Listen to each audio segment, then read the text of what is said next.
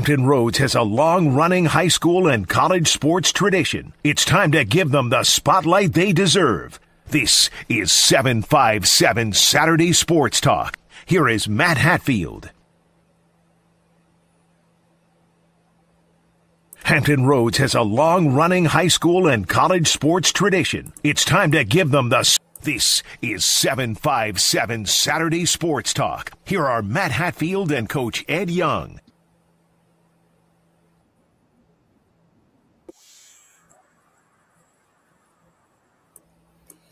All right, welcome to 757 Sports Talk. Going on a bit early this particular Saturday morning. A happy new year to one and all. It's 2026. Matt Hatfield here with you. My partner in crime, the coach Ed Young, will join me in the 10 o'clock hour once his Smithfield hoops practice has come to a conclusion. But we'll start things off in this early episode with a conversation we had earlier this week during On the Hash with Hatfield. That was with Maury head football coach Dyrri McCain. For those that missed it, we went on for more than an hour earlier this week, and we touched on their third consecutive state championship. We've got coming up, though, after we hear from Coach McCain, we're scheduled to be joined by the man that's led Phoebus to 4 straight state titles and announced this week that he's stepping down, Jeremy Blunt. We'll also have some playback clips from the overtime win on the hardwood between the Hampton Crabbers and Woodside Wolverines with Abraham Taft and Josh Rice at the Crabbers, plus Coach Eric Brown.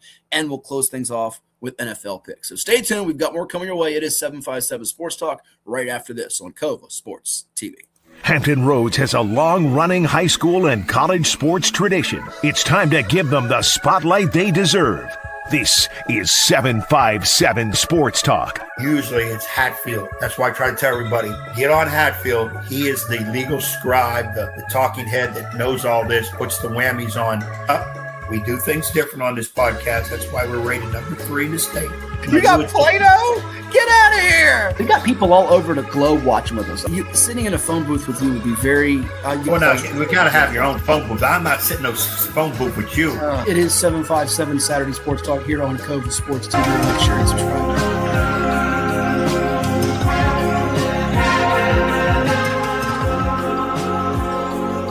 To start things off, the swift kick, fielded straight up the gut. Running room and more. To the 40, to the 30, down to the 20, 10-5, touchdown Commodores. Woo. Matthew Williams.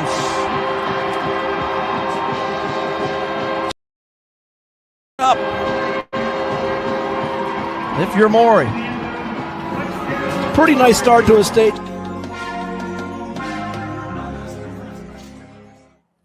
And welcome you to another edition of On the Hash with Hatfield and 757 Sports Talk. Glad you're with us here, and a happy holidays to one and all as we turn the calendar from 2025 to 2026. Matt Hatfield here with you with a special guest. He is the head football coach of the reigning, not 1, not 2, but 3-time state champion Maury Commodores. It's actually his 4th ring total with a record. I think it's something like 116. He's won over 87% of his games. 8 straight regional titles. We say hello, happy holidays, happy new year, and congrats to Coach Dyrri McCain. Coach, this never gets old, does it? Celebrating a state championship, especially this year where you had a lot of obstacles and a lot of doubters, a lot of naysayers. Looked like it might not happen for you, and you got it done. Yeah, man, it feels good. I mean, before I even get to that point, man, I want to ask you, how was your Christmas, man, and your start to that happy holiday part? How was yours? Not the greatest, but that's okay. We power through, we march on, but nonetheless, we get ready for 2026 because the years they go by quicker. And we'll get to you now being a fatherhood too. We'll have that come up on the screen as well with a picture of your little one. But it came early for you guys this year at Maury because, and I'll be perfectly honest, we'll get to it. I thought you guys were going to be in a bit of trouble when you ran into a state semifinal opponent on the road without your leading tackler. But before we even delve into that, you're coming off back-to-back, and you graduate literally. I mean, people don't understand the amount of talent that you graduated from the season before. I think it was 9 all-state guys, 6 guys that went to Division I college football, 5 that went to Power 5 programs. It'd be very easy to say, well, you know what, this might not be our time to do it, but the standard is the standard at Maury now, isn't it? Yeah, I mean, that's credit to a bunch of the guys. And again, just we had 7 guys leave from that team before that went and played Division I football, not 6. So losing that many guys, man, and being able to do what we do, man, it's just a testament to the culture of the kids, the guys, the coaches, what the program is and what it's always been about. Nobody's bigger than the program, myself included. There's no coach, there's no player that's bigger than what the ultimate goal is. And, we are all in it together, man. Just as, I know my face is on everything, and, everything that has to do with the program, I get that my face is on it, but stuff like that doesn't happen if those guys that, you got the Tayshawn Branch or Damo Everett, when you got those guys and Isaiah Simmons, and all those guys do a great job, but guys who, help us on scout team, and the guys who do all the extra dirty work of get stuff off the bus and get stuff placed and put stuff on the bus after games. Just everybody that's included in what we're doing is just equally as important. And I truly believe that. I don't, it's not a saying. Everybody that's a part of what we're doing is important. So that's pretty much why, it continues to be what it is. And just the next guy pretty much steps from what he puts work in for. Let me go back to sort of your arrival at Maury, because you came to Maury where you played. We know about Maury's history, guys that have gone to the NFL like Cam Chancellor and Vincent Painter. You played for Delton Cotton. But for you as a student of the game, and you were the OC there dialing up the shots when you had DJ Mack and EJ Faison and all those guys, Kevin Marks at Norview, and put up some major numbers there before you even arrived as a head coach at Maury. But take me through the student of the game part of this for you, because I've been asked, even got asked during the state championship broadcast we had on the NFHS network, and you saw that opening kickoff from Matt Williams to start things off against Highland Springs in that title game in early December. I guess it's early to mid-December. But where do you really study most of your concepts and the way you dial things up offensively, design things up? Some people get the sense it's a lot of Big 12 type of offensive formations and creativity, if you will. Take us through your mindset and how you put things into place regardless of the personnel you have. Well, first of all, I want to shout out Matt Williams. I talked to him earlier today. Great kickoff return. I know you brought him up, so I just want to make sure I shout him out. Mm-hmm. But when it comes to that, it's just like it's always been a student of the game. I always knew that I wanted to coach when I was playing the game, and even to the point, man, when I started to get involved in coaching, I started to love coaching more than I started to love playing. When I was able to kind of do both still, just paying attention to any and everybody, man. I love the game. I pay attention to the game. NFL. College, it can be great teams, it can be not so great teams. I think there's always a way to learn.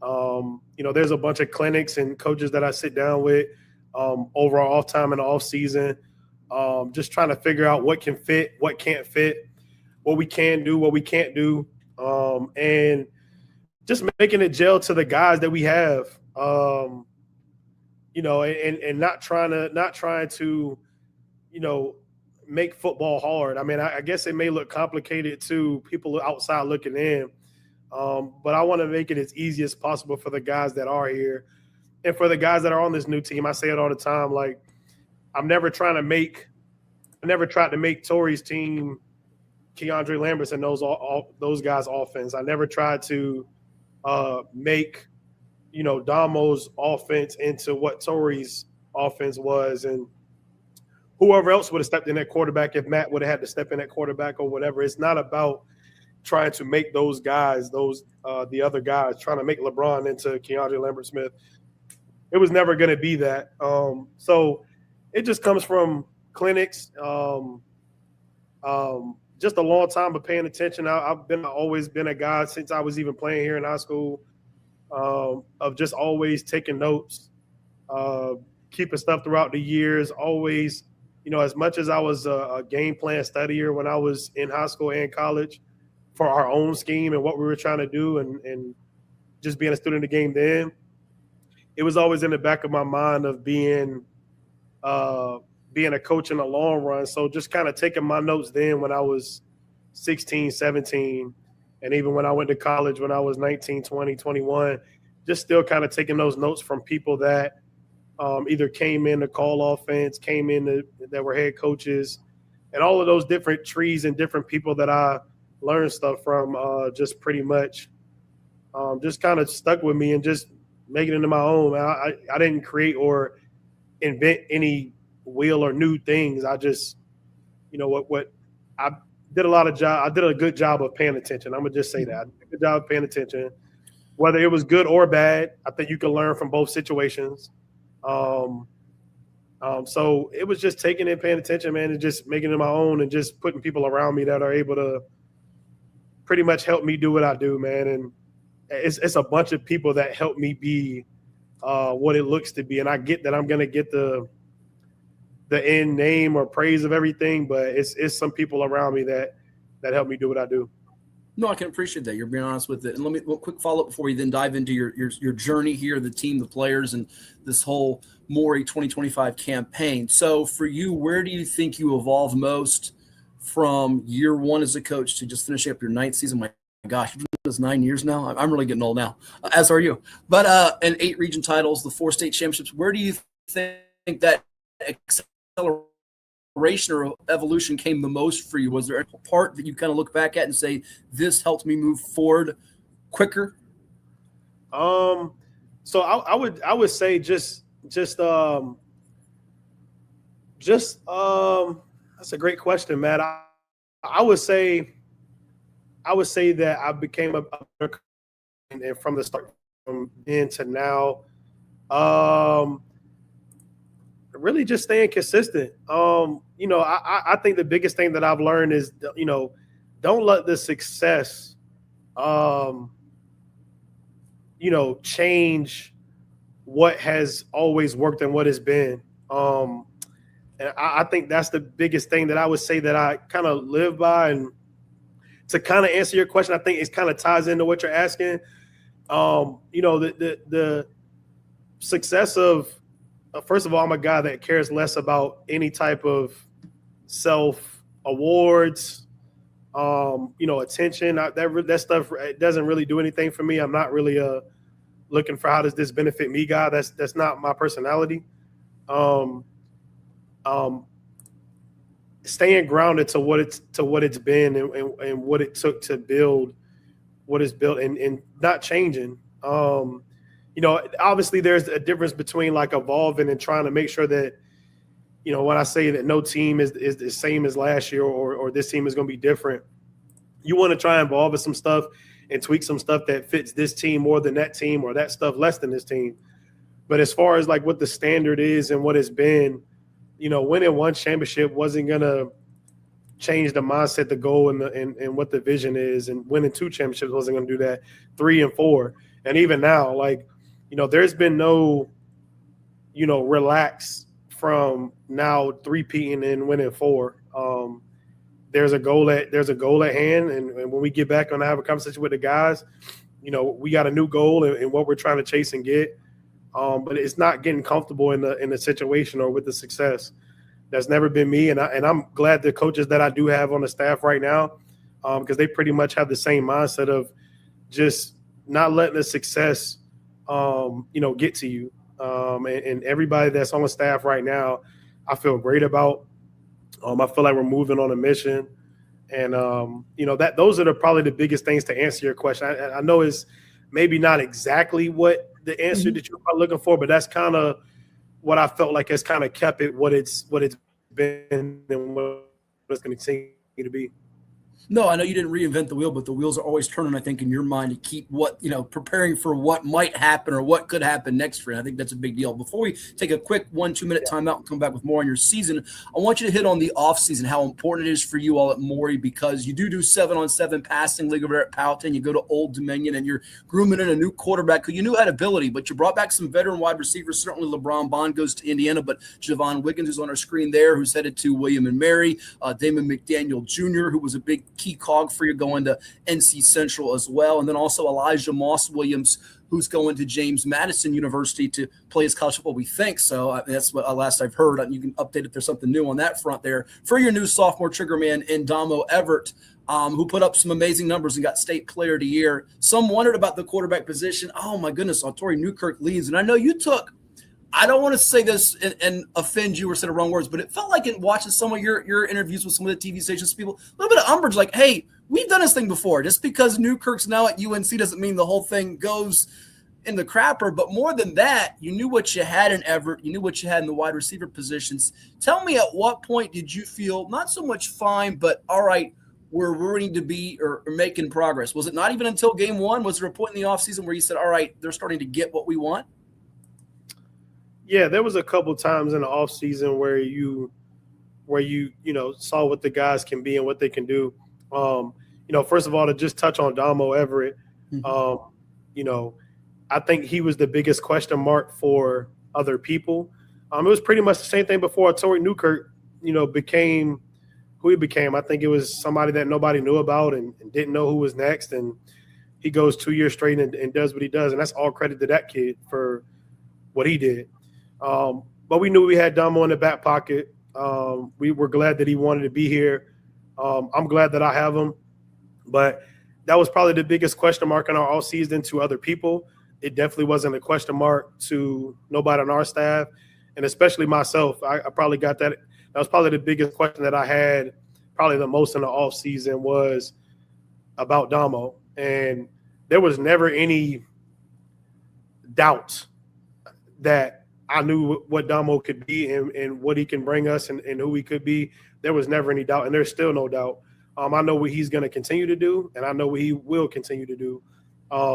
But as far as doing what he did, no surprise at all. I think that, I honestly feel like he wasn't talked about enough or, didn't get, the praise or whatever that he deserved. But it's okay. Like, he's a kid that's going to put his head down, keep working. That's what type of program we are, and we're cool with that. So, he showed shades early. And just like with anything, he was probably the most inexperienced when you're talking about, a Tayshaun Branch, and you're talking about the Javon Wiggins and Dane McDaniel and Eli, all those guys you're talking about. He was the most inexperienced. But, he showed his good and his bad, but that's developing, that's coaching. And we don't shy away from development and getting guys better, and he took that on. And for the rest of those guys, I just think there were times in the offseason that was good and bad, which you need for a championship team. But just like I said all the time, just like I said in all the interviews and us going 14-1, I think for this team, that loss was needed. It was needed to open up the eyes. Like I say, you got to think that those guys have just been used to winning. Some of those guys have played a year, 2 years of football, high school football, and never lost a game. Some guys had been here, and all they lost was the state championship their freshman year to Holland Springs. Mm-hmm. So and you're alluding to that Cardinal Gibbons season opening loss, which was a close, winnable game, 24-20, if I remember right, because I was watching it on NFHS, at least trying to watch it among the 4 or 5 games. As you know, I watch simultaneously on multiple devices here. I think you had like a key fumble. It might have been late third, early fourth quarter. I remember texting somebody watching, I was like, that might bite you. But it was something that you think, looking back on now, was needed to kind of refocus the group. Yeah, I think it was big. I think any loss that we've taken, if anybody goes to look and see any losses that we've taken over the years in this stretch, it's always been a learned lesson. It's never been excuses. We're not trying, this guy was injured and maybe if they would have had these guys in this game. No, we played the game and we lost. It's really that simple. But in that, we also learned a lesson on what we need to do to be better in those moments that those things happen. And we learned that lesson. And, we saw losing like a kid like Isaiah Simmons and still being able to get it done. So those are lessons that we learned, and we learned in front of Cardinal Gibbons. Like I said, you talk about that fumble that happened. You're talking about a guy who that happened to in that game, and then the playoff stretch that he just went on. Just remembering what happened in that game that we lost and carrying that with him in those last 3 games of the season, and how he played, it pretty much showed that still carried on from that moment. And I just think that game right there was a good point for us, man. And even I think those first 3 games were kind of the moments to kind of get to the meat of your question of what you asked. Mm-hmm. Those first 3 games is pretty much kind of what got us there, man. Losing that game was Cardinal Gibbons, which I felt like this team needed. I don't know how I would have went if we were 13-0 going into that Stonebridge game on the road. I don't know how it would have went for us. So it was needed. We go on the road to Verona, who, probably the best team that we played in this year, pound for pound. They put it on in the Class 4 championship, didn't they? My goodness. I mean, to play them on the road and just like any good team, man, they made their mistakes in that game. We also made ours. We made ours in the Cardinal Gibbons game. It's two teams battling it out. Both teams are going to make mistakes. Somebody's got to come out on top. We won a big one on the road. And, in that moment, Damo could have tucked his tail in that moment in time from not playing so well in the first half. But, again, another situation where I never stopped believing that kid. I don't care what was going to happen in that game. It was never going to stop believing. He turns around and throws a game-winning touchdown to Javon Wiggins, who we talked about in a critical moment of us needing that play. And there will be a lot of guys who would end up folding in that moment from how they played early on. So that right there kind of really just stamped my situation with Damo and saying, yes, we have a guy. We have a guy that can go through hard times and still bounce back when the moment is the moment. So that's what really put it over the top for Damo for me. And for everybody else, it was rallying around him in that time.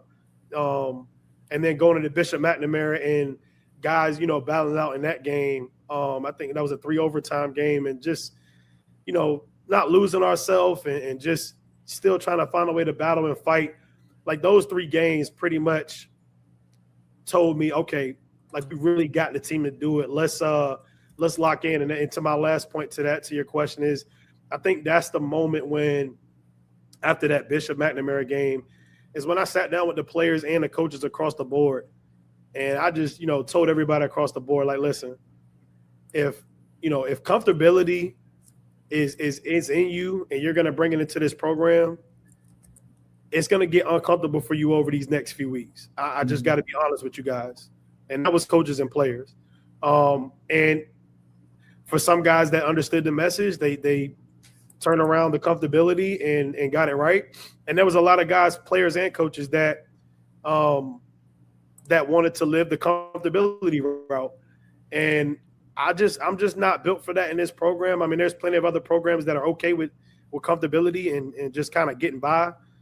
This just isn't that program. So I just think that we kind of turned it up as a team overall, staff and players, after those 3 games. Yeah, and that Charlie McCoy game-winning field goal in triple overtime was huge.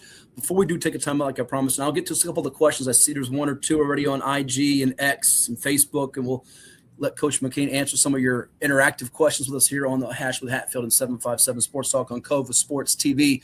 One thing you did say in there, and that 3-game stretch is brutal. I mean, you've now got a 41-game winning streak against Virginia opponents, but you play McNamara and Verina, and you play Cardinal Gibbons, and you play the last couple years, Wise and Highland Springs and Dinwiddie. So you've won, like I said, over 87% of your games. You only lost 15, 16 games.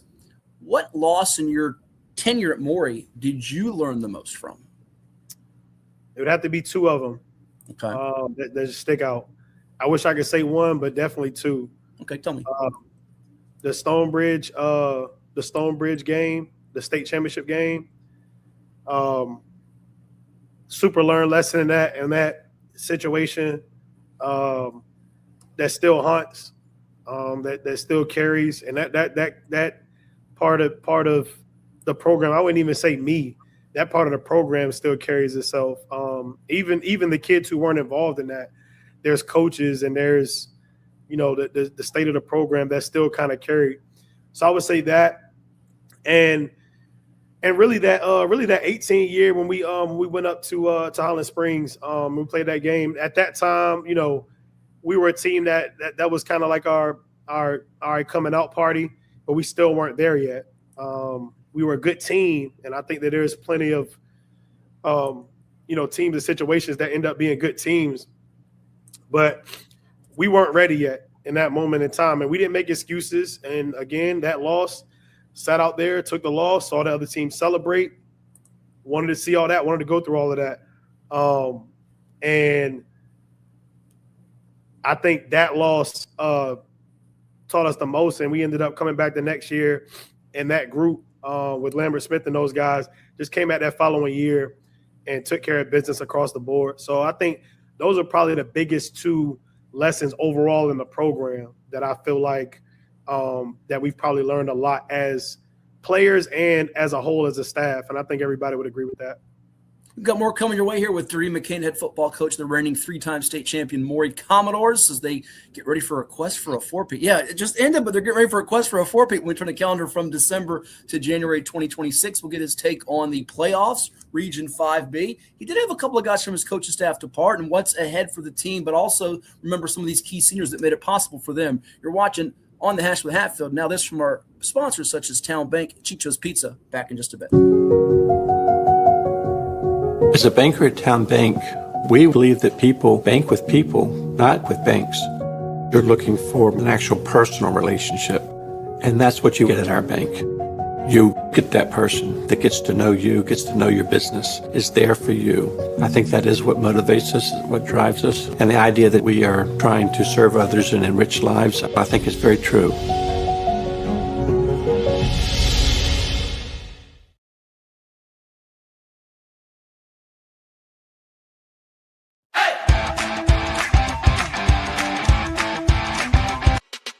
At CHKD, sports medicine is more than just treating injuries.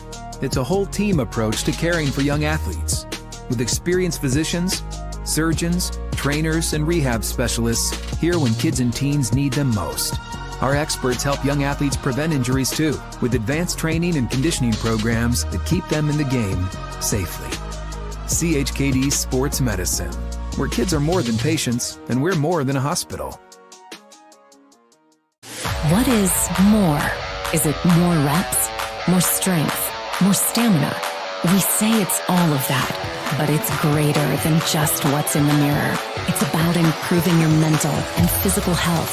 More is a feeling of achievement, fulfillment, confidence. It's looking better, feeling better, being better, and it's our mission to get you there, because here you are more. One Life Fitness. One to the near side.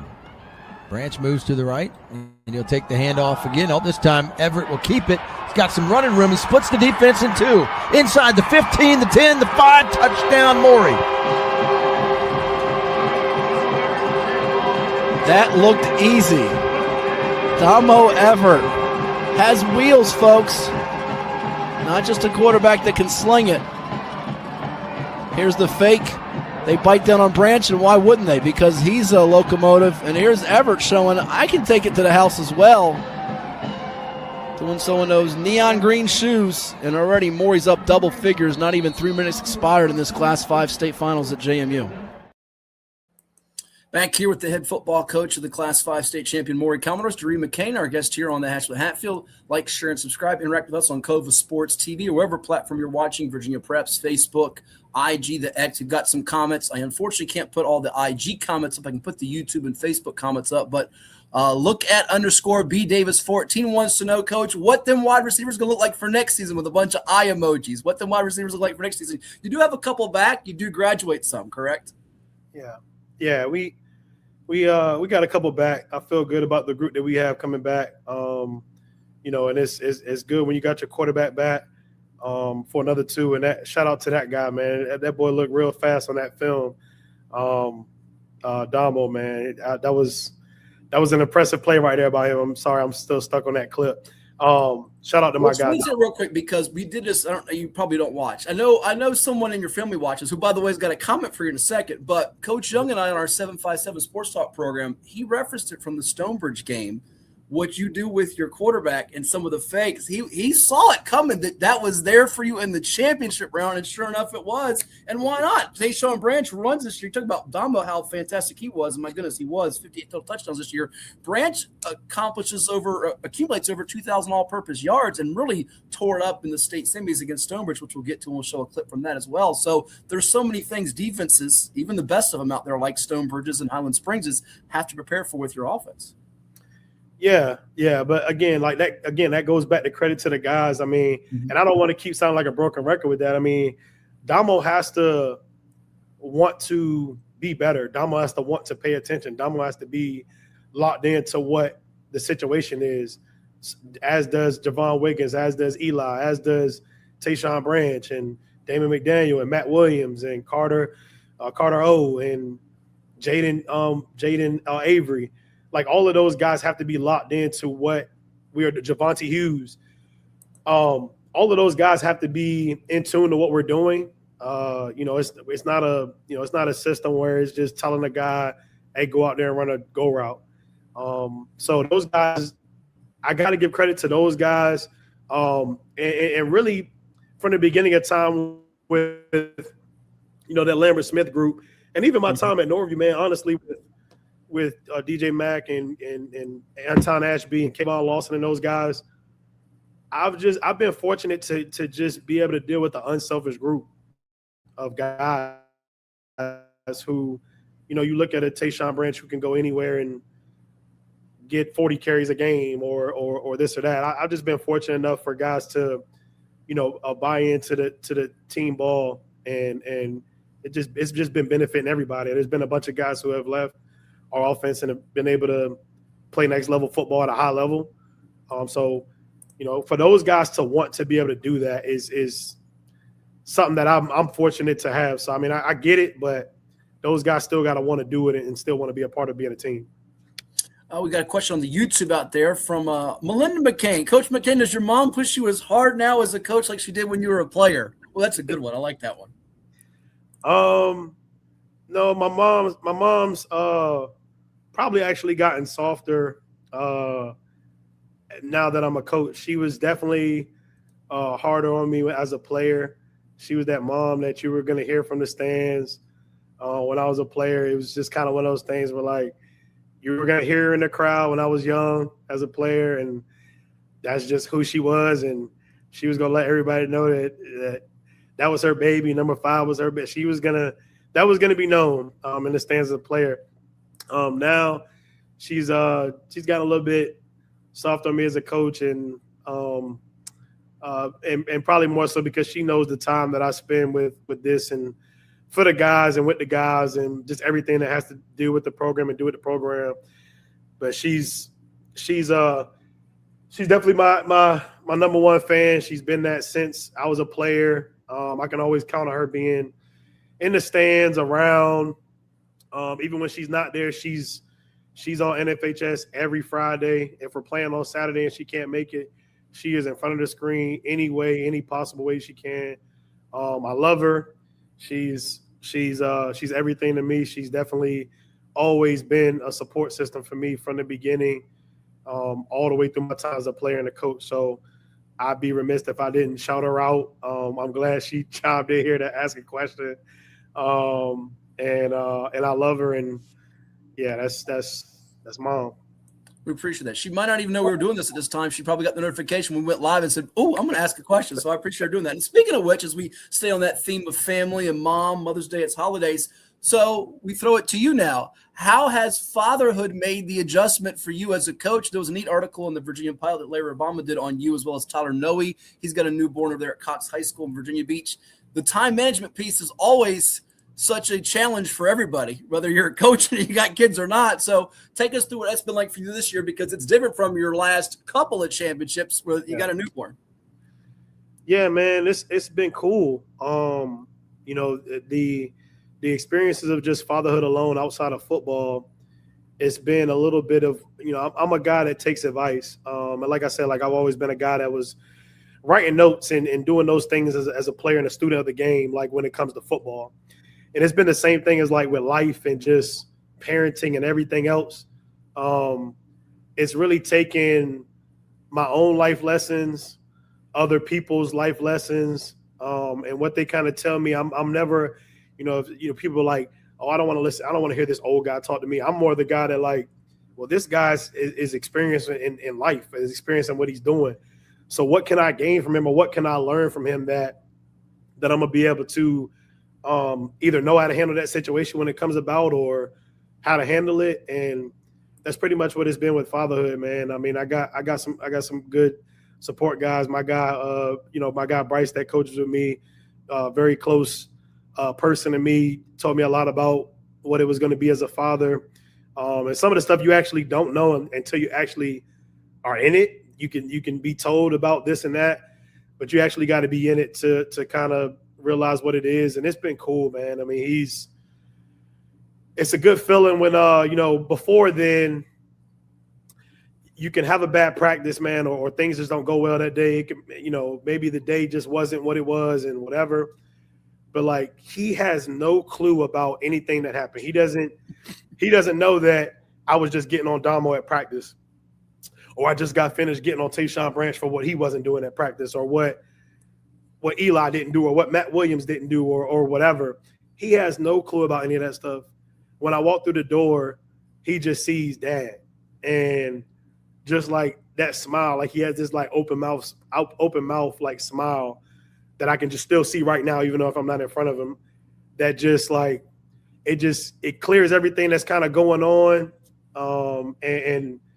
and whatever kind of happened is just the focus becomes on him, and a lot of the times I don't get to see him before he's kind of put to bed because of practice and everything. So I got to shout out his mom. Alyssa, she does a great job of holding that part down for us to his parents. With him, she really allows me to be me here and pretty much continue what we're doing with the program. And it wouldn't be done without what she does as a mom and as a parent, and how we do this as parents. She's very vital to my success, and continuing to do what we're doing with the program. She's definitely vital to that, and she's behind the scenes, and won't get when people see the coach of the year, when people see that stuff, she's not going to get any of that credit when she's one of the most that's most deserving, because she's holding stuff down for me to be able to give what I need to give to the program and give what I need to give to the boys and to the guys and to the coaches in the program. So it's been cool. Like, again, another situation where it wouldn't be what it is if my support system didn't hold me down to be able to do what I need to do for the program, what people need from me from the program, what my admin needs from me, what my AD needs from me, what my coaches need from me, what these kids need from me, like those people that are in my support system, for me to be able to do that, play a vital role into the success. Miss Parker, Coach Parker, Cornell Parker, Jennifer Parker, like all of those people play like roles outside of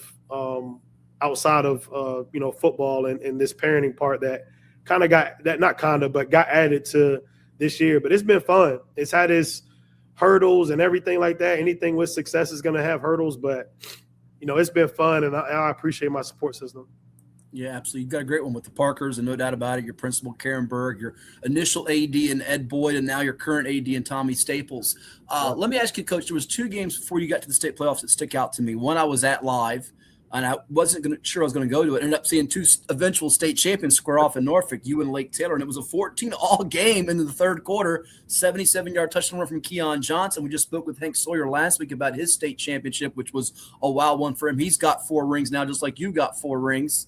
Although he had to match his 4th to match Sandra Sawyer, the girls' basketball coach. You don't have to do that right now, match someone with 4 in his own family. But the other game that stuck out was the injury game. And I actually we broadcasted on Cova Sports TV. Coach Darnell Moore and I did the Green Run Indian River game. And then I couldn't make it in time to Suffolk with the traffic and getting out of there late. So I went to Oscar Smith Thomas Dale, which was a blowout. Smith won that one comfortably on its way to a state championship. 3 teams from the 7-5-7, Oscar Smith, Maury, Lake Taylor represent Hampton Roads. But I got home and I actually saw the clip on NFHS, and my heart sunk because it was a tight game at halftime. You pull away in the second half, but the third quarter injury to Isaiah Ike Simmons, the leader, the heartbeat of your team. He's been one of the most incredible kids I've got a chance to cover, just his leadership qualities. And I think it probably goes without really representation or recognition. He's got 286 tackles in his career, and some may say big deal. That's 72 per year, but he's played with Carlton Smith and Fred Johnson, guys at Maryland, Indiana, and you've had some blowout games where he doesn't have to play all 4 quarters. But as that moment happens and you go on the field to check on him, what's going through your mind? Because you go, oh no, we've had this happen before though, with Peyton Jones and Nathaniel Booganox and Kendall Daniels and Ari Watford. But this one's a little bit different though, isn't it? Yeah, man. I'm gonna get to the point that you made first, and I'm gonna get to Ike because that's an important guy to me. Shout out to Lake Taylor for bringing the title home. A lot of talk gets talked about our district and what we are, what we aren't. So shout out to those guys, and we were able to bring 2 back in our district. And so I'm glad that they were able to pull that out. So congrats to those guys for getting it done. to Ike in that situation.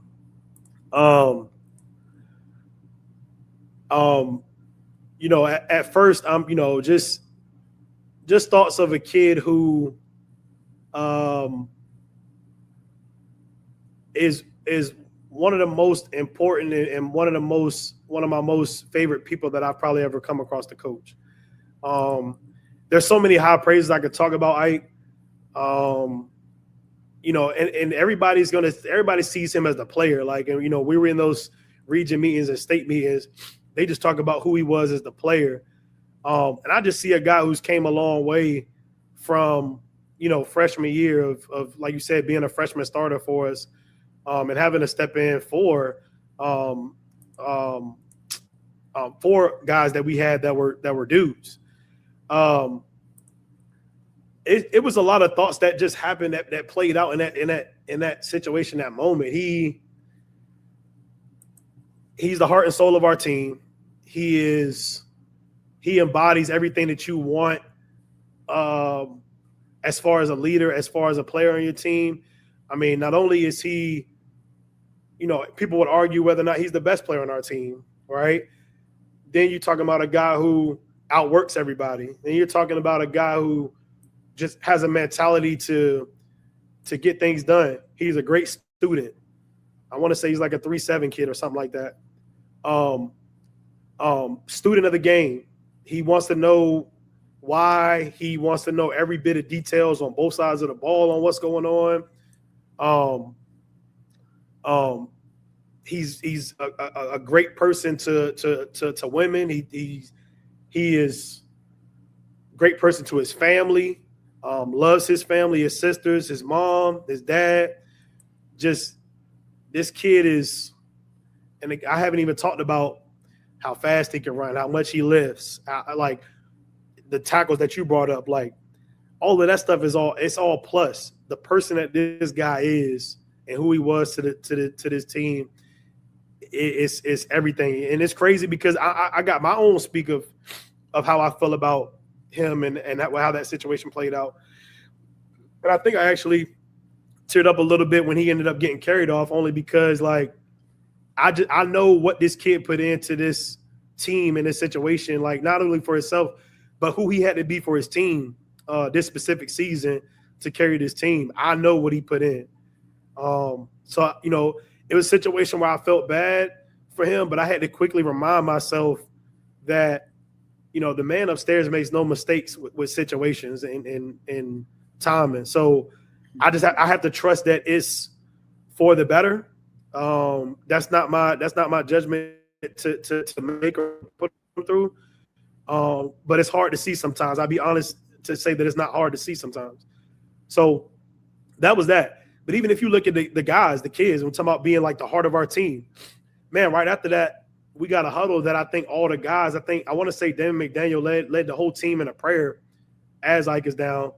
Like, come on, man. Like, that Dan McDaniel was able to pull that whole entire team together, which speaks volume to him, you know, and what he brings to the team. But is able to get all of those guys to get together and pray up with each other. Then I think we huddled right after that as a team to just kind of get back on track, to refocus on the game. It even took me a while to kind of get straight. But then you see after guys making plays, man, you see Javonte Hughes, he gets a run, he's putting up the 0. Matt Williams gets a pick, he's putting up the 0. Tayshaun Branch does something, he's putting up the 0. Javon Wiggins putting up the 0. And that kind of became our thing after that. And then we got to Stonebridge game, and it was same thing. Guys are making plays, putting up the 0. Guys in the state championship game making plays, putting up the 0. That's how much he meant to that team. But Ike's going to forever be spoken about, a guy in our program. Like, he's going to be a guy that's still spoken about 5, 6, 7 years from now. And hopefully, you know, when his time is past, hopefully he's still talked about. But forever in this program, Ike will forever be remembered in this program. There's no doubt about it. Yeah, he's going to Pittsburgh. What a gem for Coach Narduzzi and the Panthers. He goes out with 3 rings, 4 region championships. He's a 4-time All-State guy, 2-time first-team All-State, 2-time second-team All-State. And I think it goes, like you said, beyond the numbers that you can measure what he meant for your team. You just see the respect from his teammates. And I did see that prayer I think Damon Sr. shared it from Junior that night, and that was pretty, goosebumps, I guess, come on your skin there when you get that. So now you get ready for Stonebridge, and I was public about it. I was like, look, I don't know if they can win this game without that guy on defense. I knew what your offense could do, but the thing was nobody had done it on that defense. And then as equally a concern is if you tell Stonebridge they're going to score almost 30 points on you, they're going to think they're going to win the game because they've not given that up on anybody. Take me through that game. Certainly there was some big plays. And I'll actually, before you can take me through that game, I want to show for folks that didn't see it. I tell you what I thought the game, well, there was two plays that stand out in that game. This one is the run from Tayshawn Branch. Then I'll tell you where I think the game was over. Here's that T run from T Branch up in Ashburn, courtesy of the NFHS Network. One to the near side. Here we go. This one. Here it is. T Branch's T run. That's the other one here in the NFHS Network. There's Branch. He's got it. Straight ahead. Still not down. And he somehow spins out. 25, 20. On his feet, all the way to the 10. He's still going, and he's down at the 1 yard line. What a run by Tayshawn Branch. That looked like Jeff Overton. Oh, my goodness. When he was in Freedom. Tremendous run there by Branch. Watch it again here. Every time Maury sees Stonebridge with 3 down linemen, coach, they're coming up and they're running the ball. I mean, they bring him back in. Look at the missed tackles. 3, 4, 5. They just couldn't get him out. Couldn't get him down. And Golston ends up hustling down and making the tackle. Kedrick on the 1 yard line. Now, you know this. I know this. I'm not sure all the audience does. That Stonebridge defense is littered with Division I dudes all over the place. Different dynamic than you've played them before in the championship round where you've beaten them 2 out of 3 times. But Tayshawn Branch was a man possessed that day, wasn't he, Coach? Yeah, I just think that's who we expect him to be. That he's coached hard. We expect a lot from him. I think that his sophomore year, we there was a this person goes here, this person goes there. We always knew we had Tayshawn in the back pocket, and he took advantage of the opportunities when he was younger. As a sophomore, I mean, he really took advantage of his opportunities, and then, ended up taking over the job for us in the playoff run his sophomore year, just because he had earned that from what he showed and put out, that he earned that, and everything that he's gotten, he's earned and worked for, and it's no surprise what he did. I think that he carried a lot of stuff that was kind of going out through the season, in the regular season. He carried that into the postseason, and he just knows the expectations of him. He knows what's expected of him. It's great to also have him in a sense because I played with his actual father, his uncle. I played with his uncle also, D'Angelo Branch. I do think Tayshawn's the better back. If Bubbles was to ever get a hold of hearing this, I think Tayshawn's better than Bubbles. But I don't disagree with you. Listen, Bubbles was a heck of a player, but I don't disagree with you. Yeah. Bubbles my guy. He will forever be my guy. That is my guy. But I got to go with Tay Branch. Now, I don't know if I can say that he's the best 5. I don't know if Tay's the best 5, but that's yet to come. We'll see what he brings up next year. But he definitely ran hard. He definitely carried a weight for us in this playoff stretch, and I definitely think that he made a name for himself in this playoff stretch, and rightfully so. Everything that's going to come his way, and everything that will continue to come his way, he's going to earn. He doesn't want any handouts. He wants to earn everything he's getting, and I'm proud that he has a work ethic like that. I'm glad you said it because our guy Preston, again, we're having trouble getting some of the comments on the screens, but we'll try. If you do have a comment, we encourage you to send it to us through YouTube, Facebook, IG, X. We'll get them up there if we can, although we're having trouble with the IG and the X comment. The Facebook and YouTube appearing on the screen fine. But on X, Preston wants to know, what's his recruitment looking like, Coach? You see him being a Power 5 guy just like a Peyton Jones, and I think offers going to trickle in by the day or the weeks here coming up, right? Yeah. He's going to be fine in this offseason stretch coming around here in the spring and everything. What's his best asset in your eyes? What's his best asset as a back in your eyes? really I would probably say his will to you have to tackle him. You're not going to arm tackle this kid. It's not going to be an easy day tackling him. And that's whether he's trying to run through you or trying to go around you or make a move or run away from you. He's not going to go down easy. He just got this will about him, this grit about him that's impressive. He has this mindset about him that he feels like he's the best at anything that he does. Don't know where he gets it from. Both me and him compete a lot about a bunch of different things. He feels like he could have did this and did that, versus me or whoever else. But he has this true competitive and will nature that I think that's where me and him, not necessarily clash. I think me and him kind of like have a like that he's so competitive and he just has this will about him. And just a kid that I'm glad that I've, have had the opportunity to coach. Got one more year to do it. I'm glad he's on our side, but that's probably his best asset, man, is his will. And he's super competitive, man. He feels like he's the best at everything. You put him on a checkers board, he feels like he can win. You put him in a 3-point shootout, he feels like he can win. You put him in a race, he feels like he's faster than everybody. You need that to play at the level to play at. So those are things that I'm glad that he has. He has good qualities to play at the highest level. Yeah, 18 carries for 247, 4 touchdowns against Stonebridge's defense, which had not given up that many touchdowns like the entire season on the ground. He did it in one game. And by the way, as you know, there's that will, that sheer desires right there, determination. I think he's a better pass catcher on the backfield than people realize too, which that can be shown here in the coming games, I should say, in the future for him. The other play, though, that stuck out to me, and actually when I saw this later, because I was broadcasting the Magna Vista Lake Taylor game, Rod Johnson and I were on the NFHS network. But this was the play that to me said game set, match, because it's 4th down. It's 27-21 in the third quarter, and no fear in Coach McCain. He's going for it on 4th down, and here's what happened with Damo Everett, the trigger man. That's him. I think they're going to go down here 101 on this to number 3 down here on Langston Bridges. And they got quads to the up top. Here's Everett back to pass. There it is. Chuck it deep toward the end zone, and it's going to be caught. Touchdown by Williams.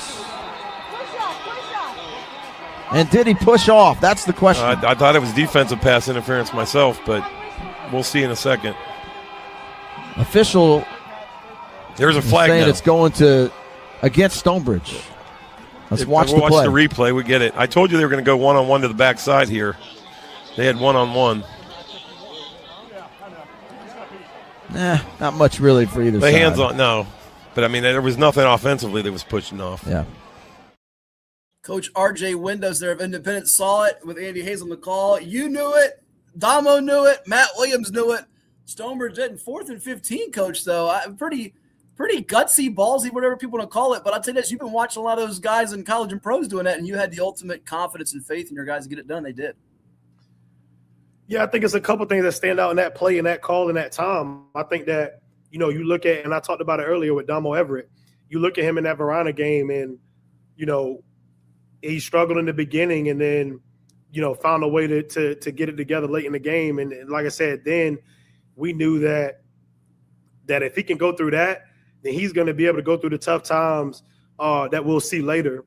So that's where those moments in those 3 games came to play in that single play that you just showed for him specifically. There's never a doubt, man. Like there was never a doubt that I felt like that he couldn't go on the road and win at Kings Fort. There was never a doubt that I felt like Damo couldn't go on the road and win against Stonebridge. There was never a doubt to win the state championship game that he's getting his first start in. There was never a doubt. He's shown that in those 3 games that he's capable enough to handle those moments. He showed that. So there was never any doubt to make that play call and put in his hands at that time to make a throw like that. The biggest key, and I got to be honest right here, Matt. The biggest key in that clip, if you were to ever look back at it again past this point, is the offensive line up front, because of who they have, and look at the time that Damo has to be able to scan the field and make that throw. So shout out to Coach Paul and Coach Bryce for the time that they put in with those guys to keep Damo protected and make that throw. And it's so underrated because we get so caught up in looking at Matt's catch, and we look at Tayshawn Branch's run and Damo making this throw, that specific clip showed you that those guys did a great job up front of giving this guy time to make that throw. So that right there was the biggest key, was them doing that. Damo being second in that play of making that throw. All right, and then obviously Matt Williams on the catch, man. He's a playmaker. He's played big roles for us ever since he was a freshman. Has been a guy that's came in and hasn't been trying to be stuck to one position. He's done multiple different things for us, man. He's played some quarterback. He's played receiver. He's played DB. He's played returner. He's played holder for field goal. He does a lot. And that's what Matt brings to the table. And in that moment, in that time, he's a guy that we expect to make that play. And rightfully so he did. So first, I got to say shout out to the O-line for that. That specific clip shows you that they held protection. Second, Damo. And then obviously Matt with a great catch. So, yeah, it was a great effort. Again, a team football type of play. Well, I'm glad you brought that up because last year you graduate some offensive linemen. A year ago, I think you had like Elijah Jones mid All-State. This year it's Naquan Harris, young pup for you, Jaden Hodge, those guys up front with your coaches, like you mentioned, Coach Bryce Parker and Paul Hudson for you, a new coach for you on the line, did a great job with it. And in Matt Williams' case, you remember this last year, I was irate that he got snubbed when it came to all-district, all-region voting. He didn't get snubbed this year. He got first-team All-State at defensive back for you. And that's another thing too, Coach, your defensive backs. I mean, you had a freshman. You told me this early in the year. I said, I tell you what, there was a couple of freshmen. You said, wait till you see mine. And he did show by year's end 8 interceptions for you. Tawan Pear, first-team All-State as a freshman. So you guys have never been afraid to throw guys to the fire, whether it's Naquan Harris, whose Pop's big money played at Lake Taylor, whether it's Kamari Watson on the D-line, or in Tawan Pear's case. Yeah, I think that, I believe in playing guys young. I've always been that type of guy. I don't shy away from being able to coach. And when I say I mean that's presented to the staff is like we're not going to be afraid to play guys young. I think a lot of people, in the outside noise maybe feel like, don't come to Maury or whatever. I'm not into that whole conversation and stuff, but that we don't play young guys or whatever. And we got, 2 freshmen that make first team All-State. If you can play and you're willing to come and work and do what's asked of the program, you will get a chance to play. And those guys are proof of that. And you think about like the names that you mentioned, like Kamari Watson, like, he's a guy that is going to have his real coming out party real soon. We're excited about him moving forward. We have Amir Granger. I was about to say Amarion. It's actually his little brother, who we're really excited about. You mentioned Naquan Harris, a kid that is already early on. He wants to be so good. He's so critical at the smallest thing. I mean, even if it's a right step, did he step the right way, or doing this or doing that the right way? He's super competitive and wants to be good. Which his world, and then obviously Tawan Pear. Like, I mean, again, it's hard not to try to be biased, but I just don't see it. I don't see many freshmen in the state of Virginia in his class that has the resume that this kid has. I mean, he's doing stuff that, again, we're talking about replacing guys. So you're talking about how do we replace Kendall Daniels? How do we replace some of them guys? And, he's stepping up in Kendall's spot right now and is able to do what he did. He's had more picks than you think about the DBs that's kind of come by here. And again, shout out to Coach Wayne, Coach Knight, Coach Reed. Those guys are the best group of DB guys that, I mean, again, I'm not trying to be biased. I just think that they're great at what they do. And the proof is in the pudding. But you look at the DBs that we've had, and Deshaun Peel, Kendall Daniels, Devontae Floyd, Kelvin Say, Sheridan Jones, I mean, you could go down a list, and I'm sorry, guys, if I'm forgetting any of you guys, man. It's been a lot of you guys. At Duke, Clemson, Delaware. They've been to Navy, big places, and performed. And performed actually did well at the next level. But you look at what they did, and these guys didn't do near of what Tawan did as a freshman. He's already beat a lot of those guys out in one season. So sky's the limit for him. He's super coachable, hard-working kid, wants to get better, wants to be better. And again, so when you have this level now of what you can play, it's our job as a staff to get him to play at another level. But it's all up to him to want to be better and want to get better. He can't just be satisfied with just the freshman season. But what an impressive one. Super good kid, super good family. But, he's special, man. He's going to be one to talk about for the next couple of years. One more here before we take a break and finish up with our final segment here with Coach Dyrri McCain of the reigning 3-time state champion Maury Commodores. 100 wins and counting for him, 4 rings as they get ready for 2026. Coach, you take on the Highland Springs in the championship game. And even for a guy like me who's got utmost respect for Lauren Johnson, what the Springers have accomplished, sort of been in many ways the kings of Virginia high school football, I felt like the harder game for you would be the state semis for a couple of factors. Not so much a knock on Highland Springs, but one, it's on the road. 2, it's in the state semifinal round on the road against a great defense, and it's the first game after losing your heart and soul. Now you've had a game without them, so it allows you to get more acclimated with Javonte Hughes and Elijah King and that group that's going to lead your linebacker core. And Elijah King had a heck of a day, as we documented afterwards in the postgame presser. But this Highland Springs team, though you've beaten them in the regular season, it was something you had to check off on the resume, given that you hadn't beaten them in the championship round, and it mattered to get off to a fast start, didn't it? Yeah, it did. I mean, you just look at the run and kind of what the program has been, and the previous year before this class had got in, before Ike Simmons and Javonte Hughes, Elijah Moss, and all them guys, Hunter Collins, before those guys came in, they were coming in from that loss to Stonebridge. They weren't here yet, but we went into that offseason, with that on our mind, and then they turn around and play Highland Springs in the state championship the following year, and end up losing that one. So I mean, it just like I said before, man, it couldn't be a better fitting situation for the program and for some of those guys to pretty much hold those guys down from before, the guys who came before.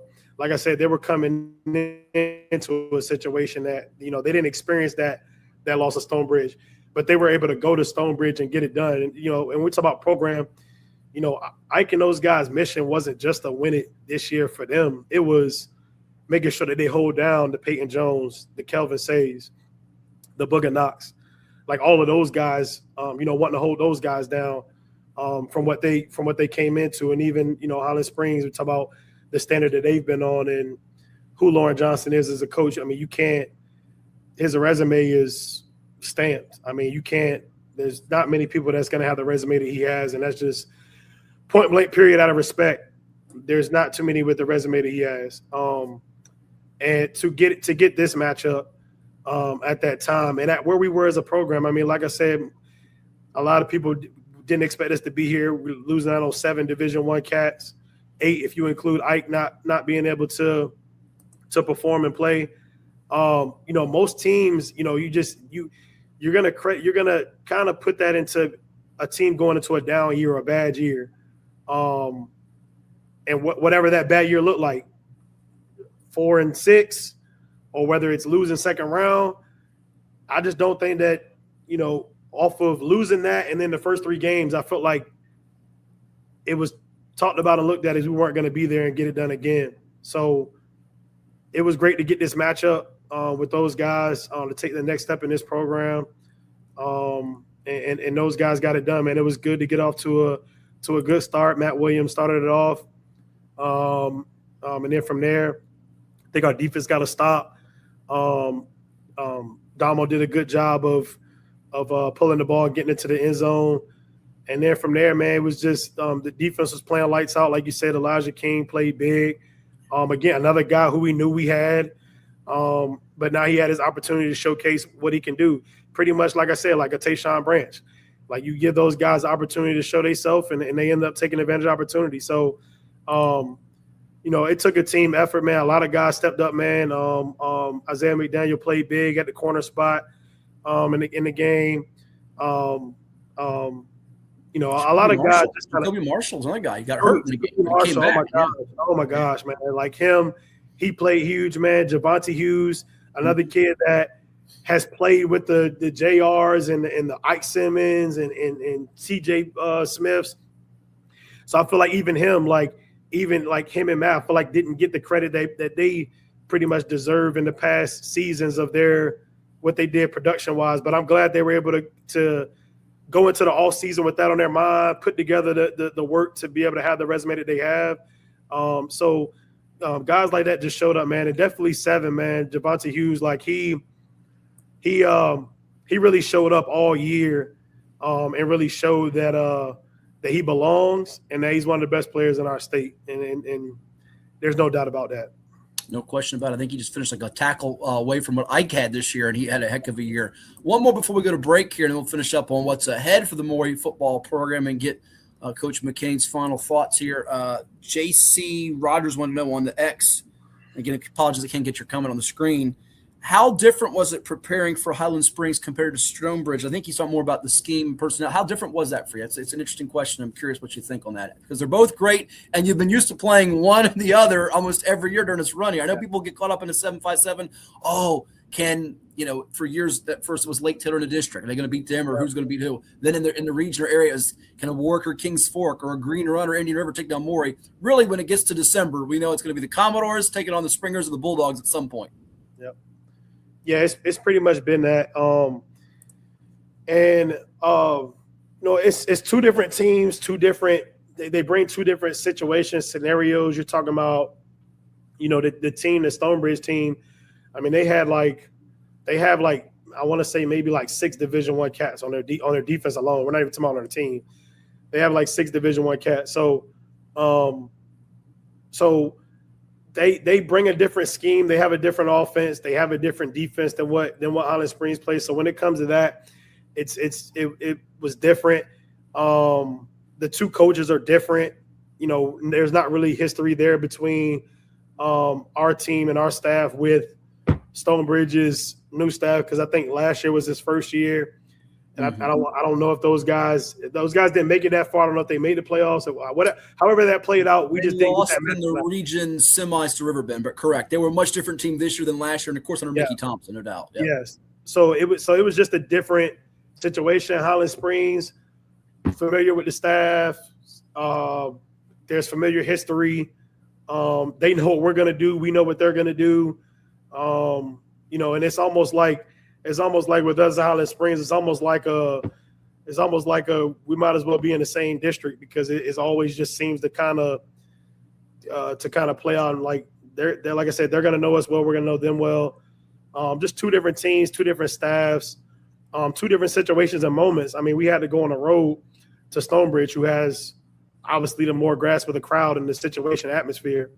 You talk about Springs, who we're at a neutral site.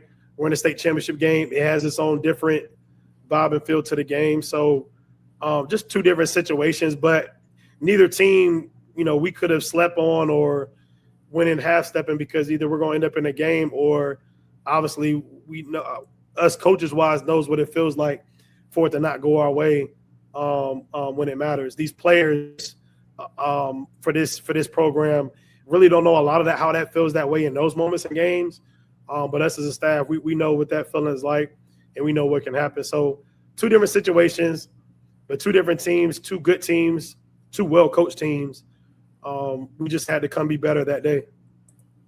Well, speaking of Highland Springs, Maury goes for something that the Springers were the first to accomplish in Class 5 of 4. We'll get Coach McCain's thoughts on that when we come back. Also some changes. Players that graduate, coaching staff personnel changes, and get your final couple of questions, too. You're watching 757 Sports Talk and On the Hash with Hatfield right here on Cova Sports TV. Now a quick word from those that help make it possible. Stay tuned. As a banker at Town Bank, we believe that people bank with people, not with banks. You're looking for an actual personal relationship, And that's what you get at our bank. You get that person that gets to know you, gets to know your business, is there for you. I think that is what motivates us, what drives us. And the idea that we are trying to serve others and enrich lives, I think is very true.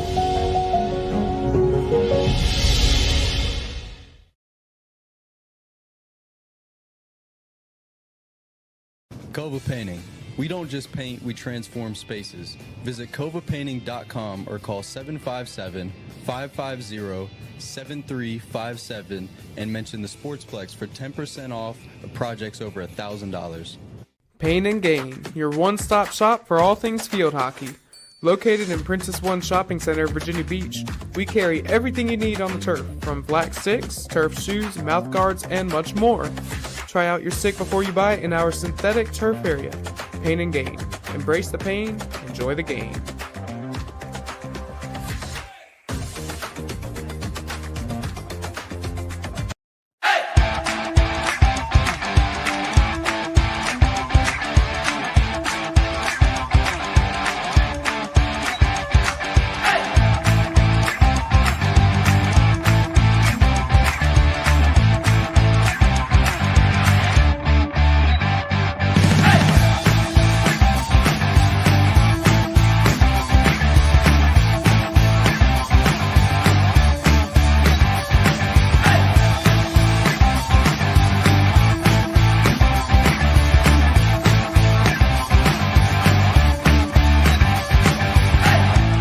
Plays that. 3rd and 7. Everett looking down the sidelines. Got a man running wide open. Caught at the 25. That's Williams again. Touchdown, Commodores.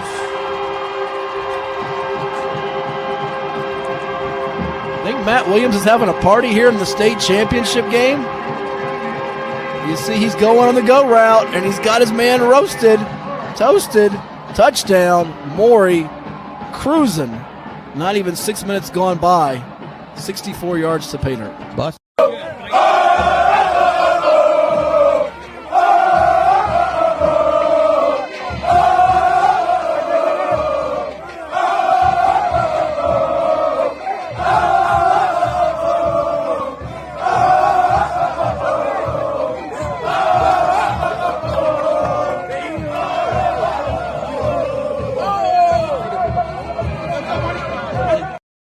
It never gets old, does it, Coach? Whether it's the first, second, or third time for those players, and for you, your fourth as a championship head coach of the Maury Commodores, your alma mater. It is 757 Sports Talk and Cova Sports TV. Like, share, and subscribe. Interact with us. If you got a question or comment, you want to shout something out to Coach Dyrri McCain, you can do so through the IG, the Facebook, the Twitter, the X, YouTube as well on Cova Sports TV. Well, Coach, you get ready for a four-peat, and actually one of our questions on the IG, I forgot who was it that asked it. We had him on recently on 757 Sports Talk.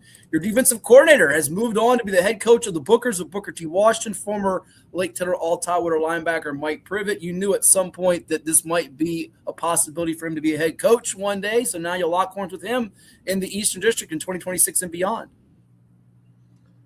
Yeah, I mean, it was again, if we're going to be one of the standard programs in Virginia, just like with anything, man, you look at it in college football, you look at it anywhere else. I mean, when there's success happening in a program, there should be phone calls coming out to people, whether it be head coach, coordinators, whatever the case, whatever it is.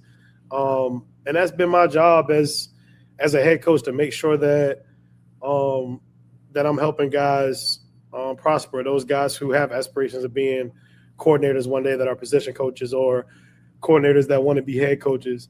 That's part of my job. I mean, it's more than just the kid development. It's trying to make sure that everything around here is being developed, man. Other teams in our school, whatever team in our school, just trying to, make sure that everybody's taking the steps to develop. I want everybody around me to be successful at whatever it is that they want to do. And my job is to just pour into as much as that I need to help them do that. And it's no surprise at all. I mean, the resume says that he should have that opportunity. So, it's no surprise, and it's an opportunity that he's deserved with his resume. And I mean, it's what's supposed to happen. I mean, that's what you're supposed to be doing if you really want to care and really want to help people. You should be setting them up to do that, And like I said, just way more than deserving the opportunity.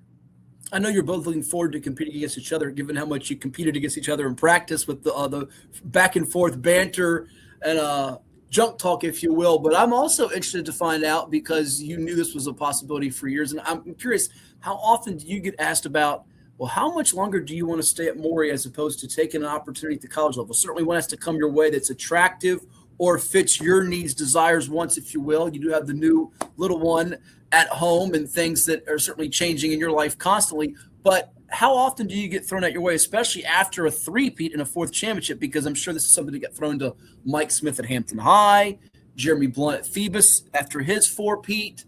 Hank Sawyer probably got asked this, and certainly Chris Beatty got asked this, and eventually took an opportunity for the college level when he was at Lansdowne earlier in this century. How about for you? Does it get thrown to you often? I think a lot of people bring that up a lot. I hear that when, if it's trying to bring another coach on the staff, or, a kid per se that is here and wants to make sure, or maybe it's a kid that's coming as a freshman or whatever the case may be. I feel like it gets put on a lot. And I do think some people probably use it as a tactic to scare people away from coming here because they think this or think that. I've always been here. It's always been what it's been. I haven't. I'm at Maury. This same conversation gets brought up every single year, even after the second championship. We get to a third one. I'm still like I'm here, and it's just a conversation that's brought up a lot. And I'm at Maury. That's where my feet are, and that's what I'm taking advantage of. And I just believe in that. When I was at Norview, it was the same thing about taking a head job. I mean, when I'm at Norview, I'm there, and that's just what it is. So I'm here at Maury. I don't. People want to create these conversations, and it's just the thing that always comes about. I get it. I want it 100%. I get why those conversations are being brought up, and what people either think that that's a good thing or a bad thing. I don't know. I don't know what their mental makeup is for an opportunity like that. I don't know, but it's a conversation that other people bring up and talk about. I mean, there's stuff talked about from that to we weren't going to be the same team as last year, or Atori left, Kendamo, Ike got injured. Can we? So it's just that's what comes with the success in the program, is that you're always going to get stuff that's going to come about, stuff that's going to be about whatever, and just being able to move and focus on the program. I've made moves in situations for this program. I haven't slowed down in what our process is going to be next year. I'm already working on that. So, I mean, everything says that I'm trying to do it again. And all I got to really do at this point is, when I meet with the team in January, when we get back, is to just see what they're on, what they want out of this year. And that'll help me further plan out how we want to attack this year. So it's really going to be based on the guys and what they want this season. So, yeah. And certainly there are some holes to fill when you lose an Ike Simmons and the guys at the receiver position like the Javon Wigginses and Elijah Moss Williamses and Damon McDaniel Jr.'s. But you bring back your quarterback, who's going to be a junior. You bring back your running back, who's going to be a senior. One of your top receivers in Matt Williams, an offensive lineman, a couple of them that I think were all state, and the guy that led you in interceptions in Tawan Pear. So there's certainly the cupboard far from bare there at Maury, and you go for a four-peat. So to you, is the challenge greater, four-peat compared to three-peat, three-peat compared to back-to-back? You got the first one out of the way in 2019, and there's this expectation of you don't want to have that slippage and stay elite. But what keeps driving you to strive for that greatness and achieve what you're doing right now at Maury? Just never getting comfortable. Again, like I said, I brought up, and that's where, whether it's either players elsewhere, coaches elsewhere, whatever the dynamic of what the program is, comfortability is not an option in this program. It's just not. And if you want to be comfortable, it's just going to be uncomfortable for you. And that doesn't necessarily mean in a bad way. It's just the standard says we're going to move this way to be able to compete and stay at this level. It's just not going to be handed out. Like, I'm not, it's great having Damo Everett back. They're great having Tayshawn Branch and Matt Williams and Quan and Jaden Hodge. It's good to have all those guys back. It's good to have Paul Hudson, Bryce Parker, Bam, Blunt, the other Bam, Wayne Davis. It's good to have all those guys. But we can't live in comfortability saying, okay, we got this back, so, let's just relax. I'm not that guy that's going to allow players and coaches to relax. If we say that we're on this mission where we do meet as players and as a staff, I have to uphold whatever mission that we say that we're on to try to do whatever it is that we need to do for this team. So, I'm the same guy that when we won the first one, I'm the same guy now at 4. And I'm just not that guy that's cool with, we got 1 and that's cool. And we got 2. If whatever the kids are going to want out of the season, I have to do my best job of providing that. That's why we're here. That's why I'm here. So, like I said, once we meet in January, whatever they say that they want out the season, if it's just a regional championship, then okay. At least I know what I'm working with. But, I know these guys' mindset. I know what they're going to be on. And, I'm not living off of, I hear that, that we've won 4 state titles and 3 in a row. All of that is cool. But how do we maximize this team right here? That's all I'm really going to care about.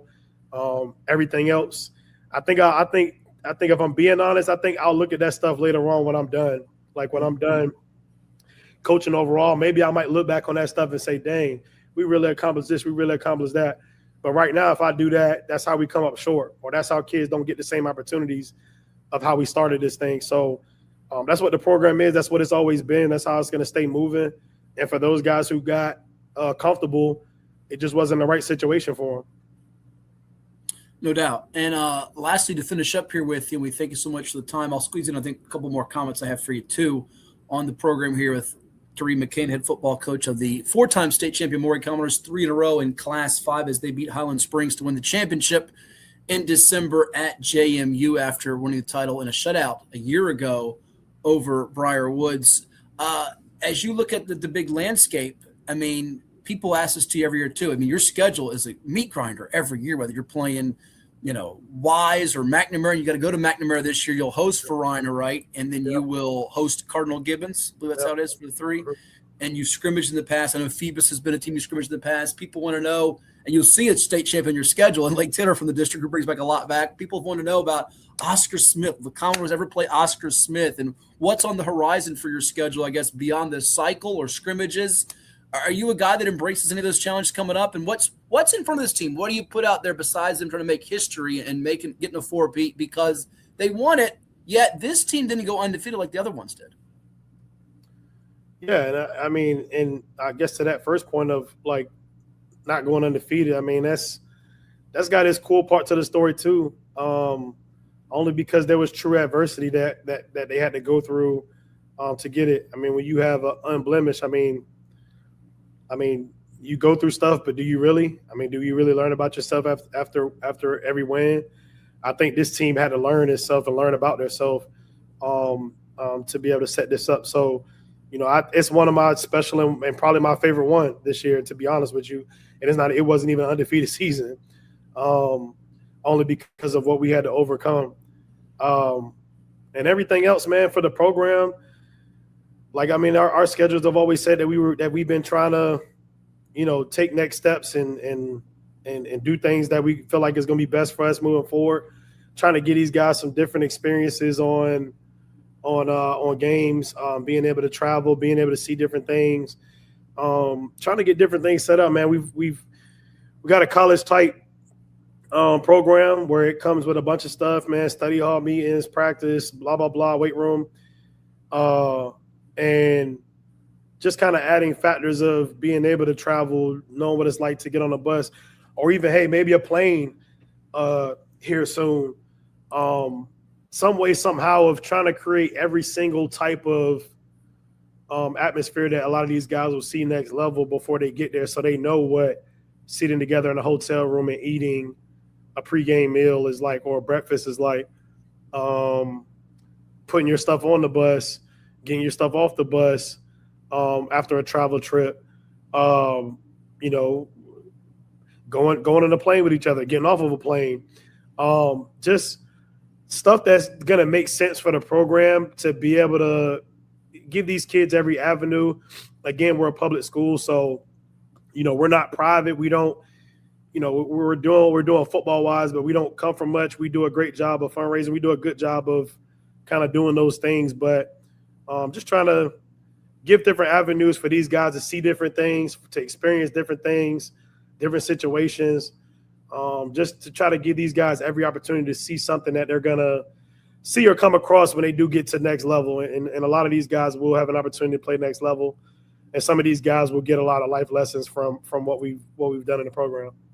That's one of our questions too. Roger wants to know on the IG, will you consider playing someone out of state? I guess he's talking about, like he said, California, Texas, etc. So I'm guessing he's talking about what now your schedule's set, but I'll throw this to you in a different way though. This made me think about this, and I've been a big proponent of this. I like to see, and this is no disrespect or not to those teams in your district or any district, whether it be the Eastern, the Beach, the Southeastern Peninsula, Bay Rivers across the board, allowing flexibility for teams that don't want to play a Maury if they're a team that's, only winning a couple of games a year, to drop them from the schedule, go play someone that's, at their level to help them try to make the playoffs. Would you be in favor if they came to you and said you can drop a district team, no penalty, and go get one of those out-of-state games to allow you to have a fourth out-of-district game? I know it's a lot. Some districts like the Beach and Bay Rivers have none, and I think that's a disservice to them and hurts them for the postseason to prepare for teams from other districts, other regions. What's your take on that? Would you consider something like that and be open to it? Yeah, I'm open to all that stuff. Again, obviously it's not my decision to make. Sure. But no, I wouldn't be opposed to it. If they came to me and told me that I had that option, I'm not going to tell them, no, we wouldn't do it. So, I'm up for it. If it ever became an option, and we already have to do that with 3 of our games anyway. So, but I do agree with that. There can be some changes that go on with scheduling and putting this team with that team and helping some other teams out with just being able to put them in competitive games and stuff like that. I'm in agreement to that. So, it wouldn't be a thing that I'd be opposed to, honestly. DZ383622, got a bunch of numbers. I can't read them all. It's too many. Wants to know on the X, do you win a 40-yard dash with your coaches? Oh, he's definitely going to say yes. That's an easy question. Yeah, easily. Not even close, right? Who's in second? Who finishes second to you in the 40-yard dash? Second right now, I probably would say maybe Wayne Davis. Wayne Davis, I was thinking too, yeah. Who wins the 40-yard dash though on your team right now? I'm sure you do the races. Who's the fastest guy at the moment? Ooh, on the team? Yeah. Are we either including the fast team or coming back? Coaches, or are we just talking about players? Oh, are you going to throw yourself in there with the players? Do you win the race? They know. I don't know about maybe about 5, 6, 8 years ago, maybe pre-Papa days and little you get a little older, coach. I don't know. Maybe when you started at 19, I might give it to you. I don't know about now. And by the way, when you first started, not 19, that would have been 9 years ago. That team, your first team was the only one that didn't make the playoffs and win in the postseason. So every other team's want to reach a championship. Yep. I probably would say, that's a hard one, man. It would be, it's like 4 of them that come to mind right now. It's between Vonnie Wiggins, Matt Williams, Isaiah Simmons, Eli Moss. Okay. Those would probably be my guys that I probably would put in a race to handle that. I probably would say that. Okay. Yep. I'm impressed the linebackers in that race with the speedsters, if you will. Listen, man, to be honest, I don't know if there's a lot of things that Ike Simmons can't do. So sure. That's how much I believe in that kid.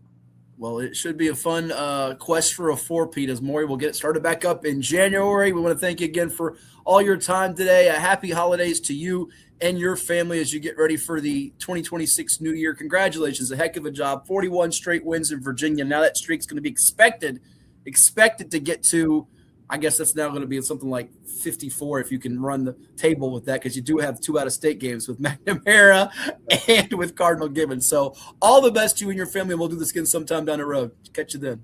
Thanks, Matt. That's Dyrri McCain, head football coach of the Maury Commodores. You've been watching On the Hash with Hatfield right here on 757 Sports Talk as well, and Cova Sports TV. Like, share, and always subscribe. See you later. What is more? Is it more reps, more strength, more stamina? We say it's all of that, but it's greater than just what's in the mirror. It's about improving your mental and physical health. More is a feeling of achievement, fulfillment, confidence. It's looking better, feeling better, being better, and it's our mission to get you there, because here you are more. One Life Fitness.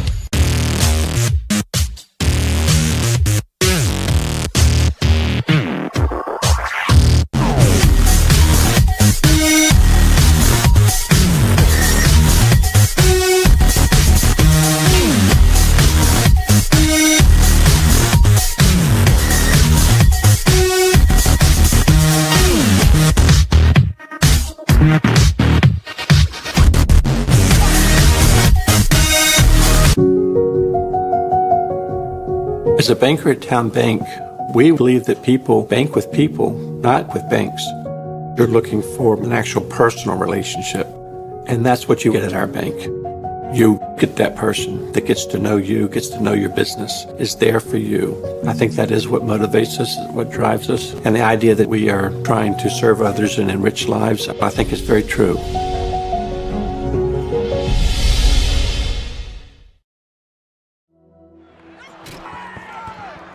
Taylor with the rebound all the way down the court to the north, and he hits the layup.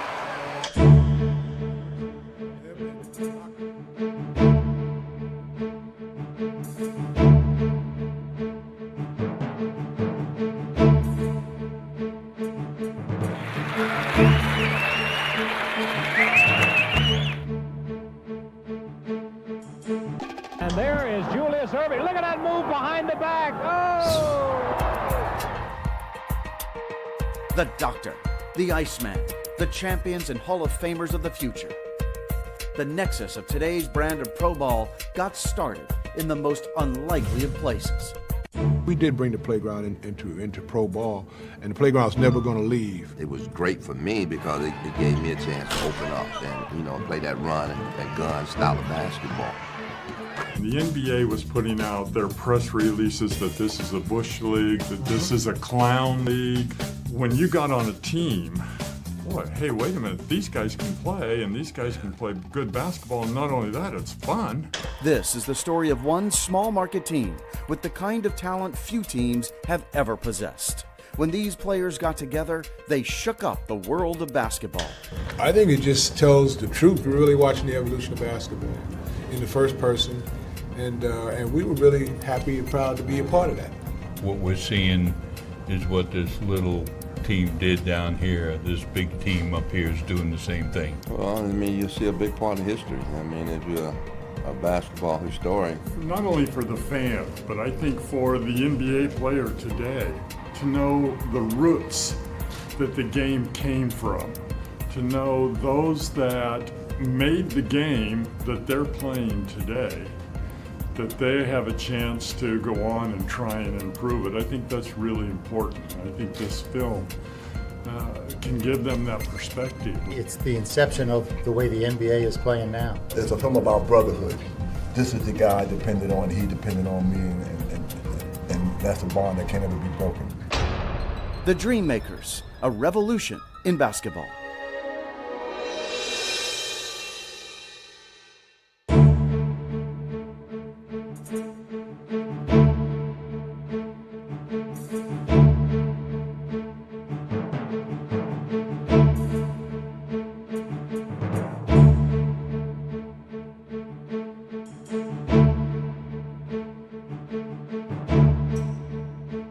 It's 757 Saturday Sports Talk with Matt Hatfield and the one and only Coach Ed Young, every Saturday morning at 10 a.m. on Cova Sports TV.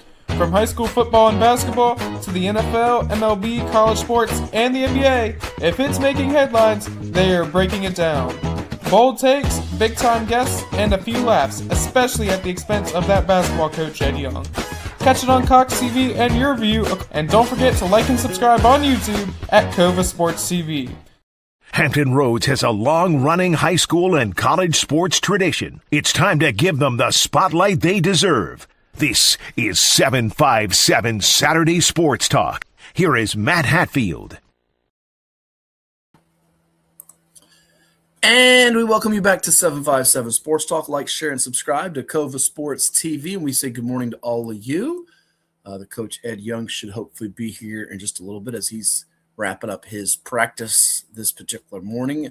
You heard from Dyrri McCain earlier of the 3-time in a row State Champion Maury Commodores, 4 championships in total in Class 5. The big news, though, coming in high school football just in the last day of Jeremy Blunt stepping down at the helm of the Phantoms. We were scheduled to have Coach Blunt on this morning, but he's a bit under the weather, so we're going to reschedule that interview. He's reached out to us to do that, so we hope he is going to recover well from what he's dealing with right now. So we should hopefully have him on our program, perhaps on the television portion of the show that folks can check out. If you haven't been watching, we're on TV on Mondays, Tuesdays, and Wednesdays in Hampton Roads and Fredericksburg, Northern Virginia, and Roanoke through the great folks at Your View and Cox Communications. Shows available on Monday nights at 8 o'clock Eastern, Tuesdays at 12 noon Eastern, and Wednesdays at 4 o'clock Eastern. So we're going to try to effort getting Coach Blunt on for that, for people to check it out on the telly.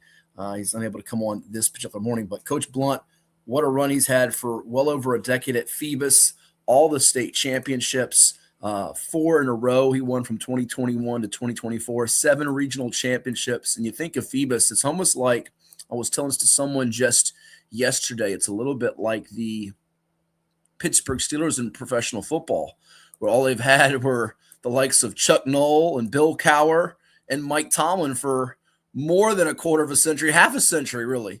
And Phoebus for getting close to about, half a century. The late, great Bill D., who was a Hall of Fame coach.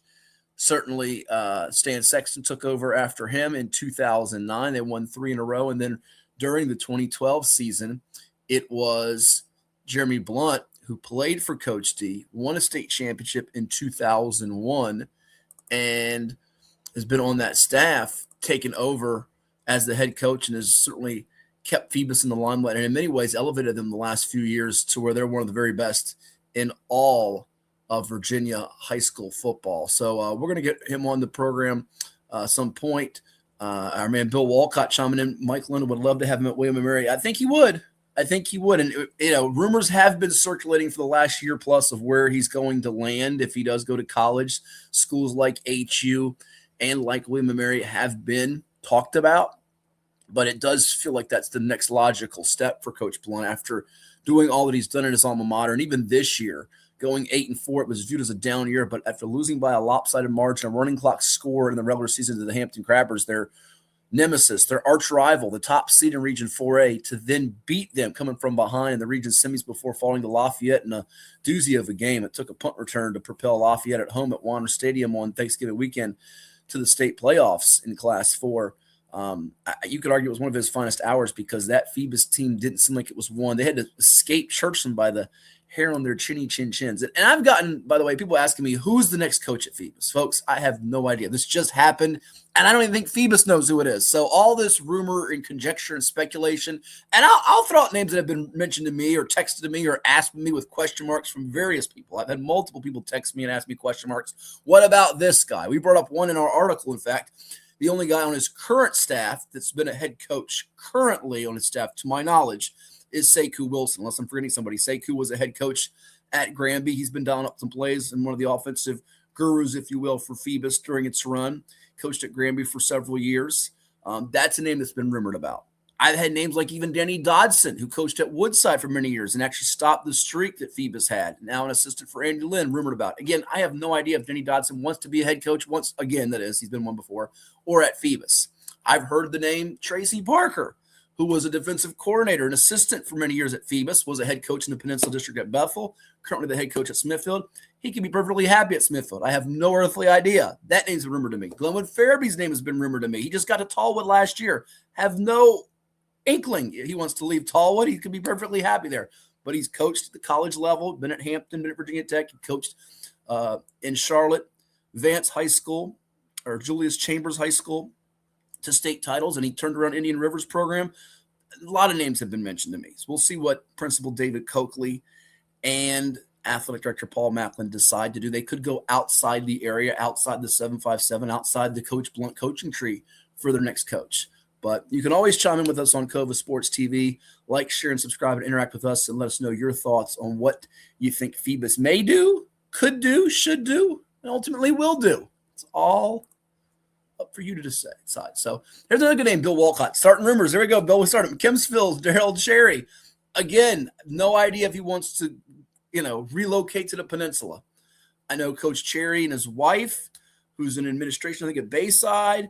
They've got family that they like probably Virginia Beach. They could be perfectly happy. I have no idea. But as far as qualified, yes, he turned Kempsville, which was a downtrodden program. It's got a lot of prestige and tradition going back to the Ralph Cahagan days in the 1980s. I would know, having walked the halls there, as Ed likes to joke, or as he likes to say, my favorite class was lunch there at Kempsville High. But certainly he has the credentials to be in the conversation or discussed as a worthy candidate. So you can go a lot of different directions. We'll see.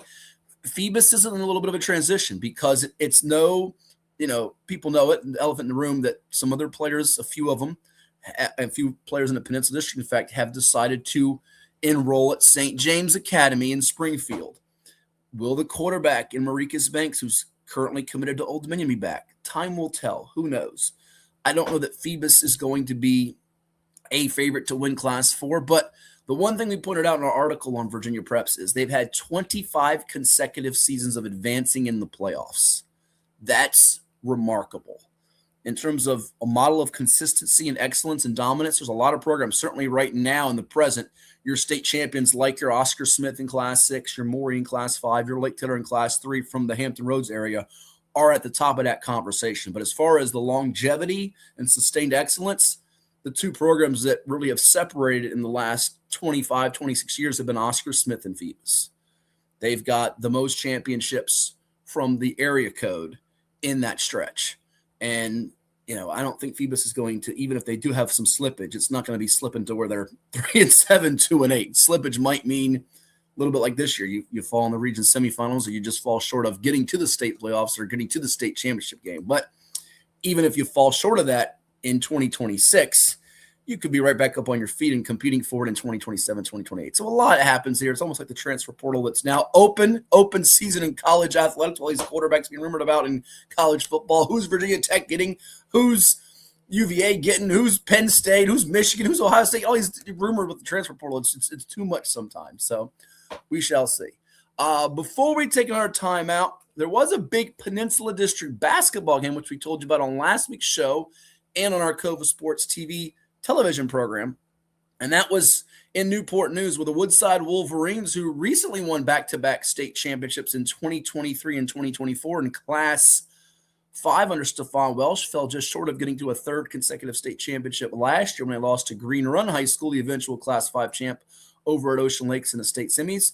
Took on the Hampton Crabbers. They played host to Hampton, which won themselves a state championship a couple of seasons ago.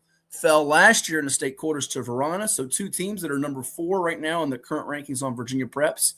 Hampton in Class 4, Woodside in Class 5. And we caught up with a couple of Crabbers, Abraham Taft and Joshua Rice. They won it in OT. It took more than 32 minutes of regulation to decide a victor. And here's what those two young men told us after the game in Newport News, right here on Cova Sports TV.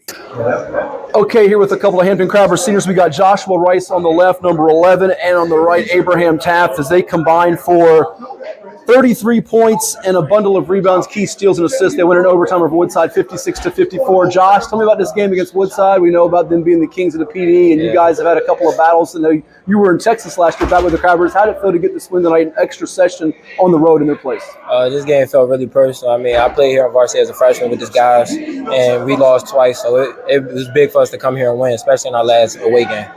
Abe, we've seen this team play a lot better here the last several games since the season opening loss to Denby. What's triggered the turnaround for you guys? The holiday tournament against Bethel, you had a nasty jam. You guys won big tonight. You had some struggles early, but you got it going. What's been different about this team here the last few weeks? Offensively, like we just been like getting better in practice, moving the ball around. And then when it comes game time, we got the chemistry to just play with each other. Mm-hmm. You won a state championship your sophomore year. Yes, you and Gavin Kay, along with that team that had Malik Johnson and others. You and Gavin coming off the football field. How much has it taken some time to get your legs here, if you will? I know you play basketball in the summertime too, though. Yeah, for me, it didn't really like take that long. It's just like I'm still working on my shot and stuff like that, but it didn't take that long to get back into the play. What makes this guy to your right so effective on the court? He gives you another dimension on your team, doesn't he? Yeah, the way he commands the team, pushes the ball, he can handle it, shoot it. He's just a all-around player. And for you, Josh, you and the guards like Cam Jennerette and Fullwood off the bench, other guys, what's a luxury to have this guy going to the hoop, slashing and jamming it, and also Gavin Kay, a big 6'8" enforcer on the inside? How much does it help you all as backcourt players, players? It helps us a lot offensively as a whole. We try to instill that we play bigger because we're tougher and we go at it in practice. So just having that confidence every day makes it easy. Sure. For both of you guys, let's chat for a second about college. I know you're getting some looks for basketball and football, basketball. What are you looking for in the school next level? Any interest in some schools, and what are the things that matter to you as you get ready beyond the senior year? How about you for you first, Abe? What are you looking at? Are you looking at football more for basketball than basketball, or not sure I'm yet? looking at both, okay. But I got an offer already from Elizabeth City, and I got a lot of interest from other colleges and stuff like that. Awesome. Josh, I know you have a 3.9 GPA in the classroom, so academics is really important to you. What's it looking like for you next level, and what are you looking for? Next level, really looking for high academics. That's the biggest thing. And then just going somewhere where I can come in and make an impact immediately, especially since I'm a young freshman. Mm-hmm. Take me through the huddle, what Coach Brown was telling you guys down the stretch. You guys lost an 8-point lead in the fourth quarter. How did you keep your heads in the overtime and not flinch? We've been through it before, a lot of tough battles in practice in the first game, like you said. We really just hunkered down as a team and just trusted each other, and we said we had it. What's going to be the key, Babe, for you guys to get back to the Siegel Center? You were there your 10th grade year. I know you want to get there here as a senior, and Class 4 is very competitive, but it's a big win for you guys to build off of tonight, isn't it? Yeah, it is. To get back there, we just need to be like a defensively team, and just keep playing together. No selfishness, none of that. Be honest with you guys. There's a lot of chatter about the big matchup with Woodside Denby on Tuesday. That didn't get you extra motivated for this one? Like, hey, we're coming to play too and try to beat these two teams as well? We did. I feel like tonight was definitely a message to them that just because we lost the first one, we're still that same team that everybody thought we were. All right, and lastly, fun one here. Who had the better dunk? Yours tonight or yours against Massaponax? I got to get into one. That was way better. That was better? Okay. I feel like mine was impactful because of the atmosphere, but he had a way better dunk. All right, good deal. We'll watch these two guys make a play for the Crabbers. Joshua Rice, Abraham Taft. Thanks, guys. Happy New Year. Thank you. Happy New Year. So you heard from a couple of Crabbers there, Josh Rice, Abraham Taft. They beat Woodside 56-54 in overtime. It is Cova Sports TV and 757 Sports Talk. Like, share, and subscribe, and interact with us all morning long. We'll be signing off at around 10:45 a.m. Eastern, so because I have to zip on over to Chartway Arena for my ODU women's basketball game today as the ladies play a host to Georgia State's Panthers before the ODU men play a host to Georgia Southern's Eagles. ODU women were able to beat Georgia Southern in double overtime 2 days ago, so double dip of ODU basketball. If you want to check it out today over at Chartway Arena, come on out. Bring the whole family if you like. And there's also some holiday basketball showcases happening around the 757. You got one over at Norview High School today, as it's on our screen there. The VA Hoop Fest gets started up at 12:15 with Atlantic Shores taking on Kempsville. Western Branch faces Maury in a Southeastern District Chesapeake versus Eastern District Norfolk matchup to follow that at 1:45. Nansman River, Ed Young's old school, now coached by Joe Hassell. The Warriors in our top 10 in Class 5 on Virginia Preps taking on the Granby Comets. Got a lot of talent on that team, led by Antonio Williams and Deshaun Spellman. And those two could certainly see each other in the Region 5B playoffs. That's a good one at 3:15. Kellum, Norman Hassel's Knights. You heard from Coach Hassel recently here on 757 Sports Talk after they were able to beat Maury in the Woodside Way showcase before Christmas break. Taking on undefeated Lake Taylor, Derek Yogi Edwards' Titans have ascended to number 1 in our Virginia Preps Class 3 top 10. Catholic playing Oscar Smith in a private versus public showdown. Bobby Steinberg's Knights against LeVar Griffin's Tigers. In the nightcap, the host school Norview led by Keon Fats Mitchell, who was on our television program in 757 Sports Talk last weekend, playing host to the Princess Anne Cavaliers, also in our Class 5 top 10 on Virginia Preps. 9-1 on the season for Greg Montgomery's team. Cavaliers going to be a team to watch out for, led by Isaiah Goodson, Marcus Bird, and a lot of talent. And speaking of Princess Anne, I also got to give a shout out to the PA girls. Darnell Dozier's team recently won the John Wall Holiday Invitational Tournament, beat Bullis out of Maryland out there in Raleigh, North Carolina, the Wonderland Bracket Championship. Second straight year they've done that. Giselle James had 18 points. We know how great Micah Ojo is with 17 points, 10 rebounds, 6 assists, 4 steals, one of the best in the entire country. And Tristan Rickenbacher, who's also very good and could be a lot of teams' number one option, she had 16 points, 7 rebounds, and 2 steals for Coach Dozier as he gets ready to probably get another ring, running out of fingers and toes. Although Menchville girls mighty, mighty good. It could be a showdown come March at the Siegel Center with the brackets crossing now. They just beat the Hampton girls pretty handily. We also have another showcase going on today in Newport News before I bring in my partner, Coach Ed Young, who I now see is done with basketball practice. And that is in honor of BBQ Hicks, who passed away. The BBQ Basketball Showcase, Norcom Peninsula Catholic at 1:30 today at Heritage High School in Newport News, followed by Phoebus Indian River. Hampton and Salem, the Crabbers who you just saw, and you'll hear from Coach Eric Brown in a bit, taking on the Sun Devils, led by Lloyd DeLoach, and the host school, the Heritage Hurricanes, taking on the Henrico Warriors out of Richmond. We know about their great tradition going back to the days of Vance Harmon leading them to the state championships with DeMonte Buckingham and Ryan Pearson and Walter Williams and Timmy Jones, Marvin Smith, Jordan Talley and that crew. Now Vance Harmon, the AD at Douglas Freeman. So a couple of basketball events today over at Heritage High School. Tickets $15 there for the BBQ Showcase, and the one over at Norview High School, the VA Hoop Fest. I'm not sure of the ticket price, but I know my partner in crime will be getting in for free because, as he likes to say, if it's free, it's me. And he's here with us free of charge as well. Good morning, sir. How was practice? Did you scream a lot or did you keep it really mellow? It was probably a lot of screaming because we weren't focused at all today. So it wasn't good. It wasn't like I'd like it to be.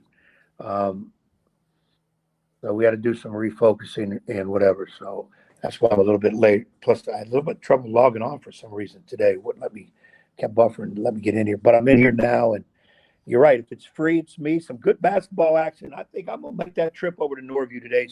Watch some of those games. See what it looks like out there in the area. Okay, so you might get to sign some autographs or participate in a half-court shot if they do it, right? Is that what you're telling me?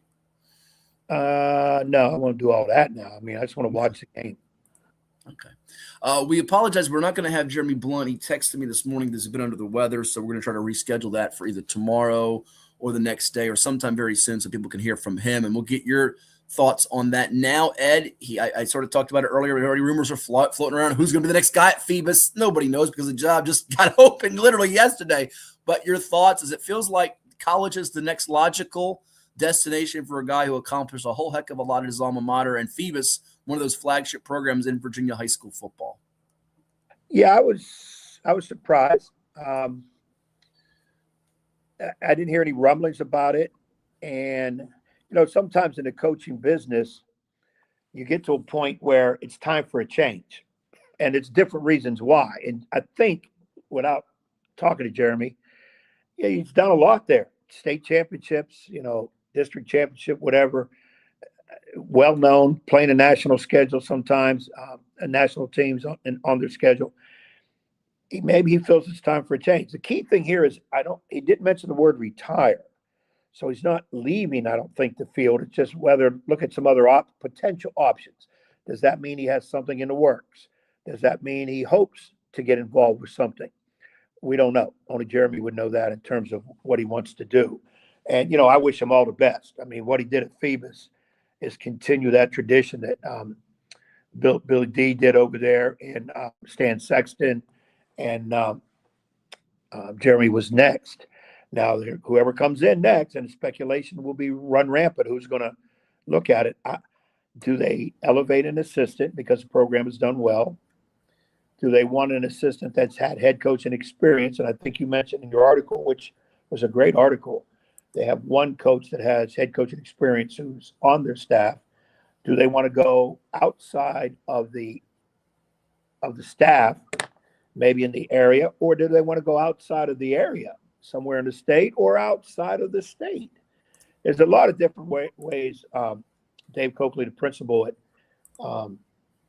Phoebus, can look at that and go. Me personally, I always like the idea that if the program is doing well, elevate the assistant, and in this case, one of the assistants, because they have many in football, give him a shot because the program has been doing well. But sometimes, too, when you've been doing as well as they have, you want to continue it with somebody who has proven head coaching experience and has won, similar to what Michigan hired Kyle Whittingham from Utah. They wanted a veteran coach who has been winning, used to winning in the national spotlight. And that's why they hired Whittingham at Michigan. So it'll be interesting to see. I'm sure a lot of people will go after it, while a lot of people will want it, and they'll have no shortage of candidates. Agreed. There will not be a shortage of candidates whatsoever when it comes to that vacancy. We're going to take a timeout here in a second. We'll do our NFL picks coming up before we sign off on this particular episode. You'll hear from Eric Brown of the Hampton Crabbers, but I also want to get you a chance to take a look at Marcus Hagan's, Ed. He's been hired at Michigan as an assistant coach, former Crabber, 757 guy who's been well-traveled, days at UVA, Penn State come to mind as he's taken an assistant coaching job, and the coaching carousel never stops spinning, whether it's college football, college basketball, high school football, or basketball. It's always spinning. And this is a time of year where a lot of these assistants are moving to different spots in college football, even though we're down to the Final Four in the playoff, which I know you're stunned by because you thought Alabama had a chance against Indiana. No, they didn't. Hoosiers said, Hoosiers. And it's the Oregon Quack Ducks taking them on for an all Big Ten semifinal. While it's not Georgia or Ohio State, you said last week on the show, oh, yeah, I'm buying that. One of them's going to win the national championship. Neither one's in the semifinal says it's the Hurricanes. Do you, baby? Miami, do you taking on Ole Miss minus Lane Kiffin? Isn't there a small part of you that's rooting for Ole Miss just to say, take that, Lane Kiffin, take that? It probably is. The college playoffs really got me. I mean, I was one of the ones that said Alabama didn't belong in. I didn't really have a problem with Miami getting in, but if Alabama was going to let in, then I would say get Miami out because, I wanted my Notre Dame Hoosiers in there. And then when the field was selected at 12, I said, I think Ohio State, Georgia play for, if the seeding goes right, will play for the championship. But I think they were both on the same side of the bracket. And now it doesn't matter. Neither one is left. Indiana really served notice for those who didn't notice how good they really are when they pummeled Alabama in all phases of the game. And I would think now that it seems like in the country, everybody's an Indiana believer. And I think most people are pulling for Indiana or think Indiana's going to win it. I know I am. I've jumped on the bandwagon for the Hoosiers to win it. And probably go against Miami. I think Miami has really shown their grit in this. And I know I had a fellow a couple of days ago when he got on me about, hey, weren't you one of the ones saying that Alabama shouldn't be in, Miami shouldn't be in, and they were in? This was before Alabama lost Indiana. And I said, yes, but that doesn't mean if they get in, they can't win. I never said that. I mean, they can get in and win the whole national title, but I'm still going to say Alabama didn't belong in the tournament. But they're out now, so it doesn't matter. And Miami's still going. Mississippi's interested because of the Lane Kiffin situation. He left that team with a chance to go for a national title, and he went to LSU to win a national title. But you're leaving a team that's right there for a potential national title. But obviously we know why he left. It was money. It's the biggest thing that ruins everything is money. It's ruined college sports. And it's just the way it is. So he's out. I think a lot of people maybe would like to see Mississippi win because of Lane Kiffin leaving that team in the dust. I don't think they will. I think it's going to be Indiana-Miami with Indiana winning it.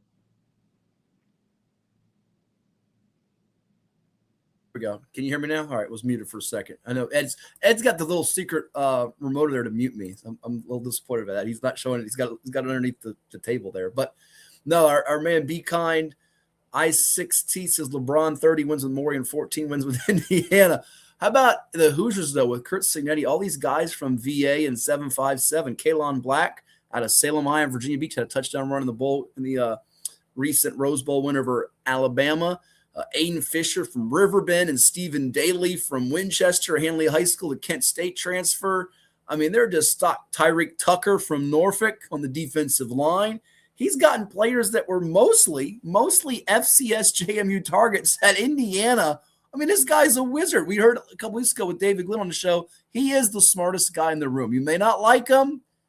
You may hate it with all the fibers in your body, but what he's done there is a story for the ages. It really is. Even if they don't win this thing now, the fact that they're the favorite in the Final Four, and it's not basketball with Bob Knight, the general, with the red sweater, it speaks volumes beyond volumes. And no question, what Signetti's done is captured everybody's attention, and you hit it right. He brought those guys from JMU. He did recruited the portal extremely well, and their chemistry really hit top notch, because that's the problem of going to the portal, bringing all these players from all different places. You don't know what the chemistry is going to be when you bring them in there, and they seem to enjoy playing for Signetti. They each other, and they're really, really playing well in all three facets of the game: offense, defense, special teams. It's what they're doing is really unique, and it's what everybody wants to do, but they're doing it. Now I'm not saying, they're going to roll over Oregon. I didn't think they would roll Alabama. Oregon's pretty good too, and if they can use their speed, they're a tough out. But I just think right now, their defense, by the way, shutting out Texas Tech entirely. Their defensive line control. We're seeing a difference in these quarterfinals. We're not semifinals. The quarterfinal games is physicality. It feels like the physical football teams win. Miami was more physical than Ohio State. What else happened? Oregon physically manhandled Texas Tech in the trenches and made life miserable. Texas Tech's defense couldn't get their hands on those ducks, those slippery, grease, pig ducks. Couldn't get their hands on them. And then the physicality of Indiana took a toll on Alabama. I mean, that game was actually scoreless earlier. Then they scored 17 before the half, and that was all she wrote. The Ole Miss Georgia game was the one where it wasn't so much physicality. It was a couple of missed chances for Georgia. They got a scoop and score from a 7.57 guy in Dalen Everett from Norview High School in Norfolk before he went to IMG to continue his career. And at 21-12, you felt the Bulldogs were off and running, but credit Trinidad Chambliss, who was not even a Division I QB. We make so much of Fernando Mendoza, the Cal transfer and a Heisman Trophy winner. This guy comes in, and the offense is just going up and down the field on Georgia's defense. Where was the UGA defense? Kirby Smart. He's supposed to be so smart, but the last 2 years he's failed to get to the semis. Yep, and the Georgia fans will start having some rumblings about that, because they expect it to be like an Ohio State situation. We expect to play for the national title every year, but they don't. And you talk about being physical. Miami's line, both offense and defense, extremely physical. So that's why I think they have a great shot against Mississippi. In fact, I'd look for them to beat Mississippi in this situation. So here you got Miami, who for a while there we were thinking shouldn't be in there at all. I want my Notre Dame Hoosiers in there. I mean, Notre Dame Fighting Irish. And all. Why do you keep calling Notre Dame the Hoosiers or the Fighting Irish? Stop calling them the Hoosiers. Yeah, I just changed that. I just said that because I'm thinking of both. That Notre Dame should be in there. Miami shouldn't have. That possibility now, Miami might not only play for a national title, but maybe win one. That would be wild. That would be wild. One last thing as we do finally go to break here. So what do you enjoy the most? It's a multiple choice. A, the Pop-Tarts Bowl, and them going down in the toaster and coming out like a Pop-Tart to eat. B, the Snoop Dogg Bowl, where we got Snoop Dogg on the sideline going to catch the kickoff in the end zone. C, the Mayonnaise Bowl, where they dump mayo on the coach for Wake Forest after they beat Mississippi State in the Duke's Mayo Bowl. Or D, our man Derek getting to go to Hawaii for the Hawaii Bowl to see Santa Claus. Ho, ho, ho, you bugger! Wow! Mele Kalikimaka! 7x7 Sports Talk! Wow! Wow! Wow! Easy one, right? It's got to be D. I would go with Derek, but I'm jealous. So I'm going to go with Snoop Dogg.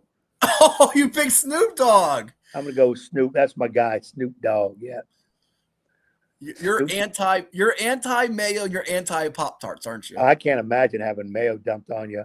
Pop-Tarts ain't bad. They're fattening, but Pop-Tarts ain't bad. That was the choice of breakfast food when I was little. So let me ask you real quick. If you're coaching the Pop-Tarts Bowl, would you have done, I think it was BYU in the Pop-Tarts Bowl, would you have taken whatever comes out of the little oven? And by the way, that thing is so fake. If you watch the video, I'm not even going to play the video. It's so fake.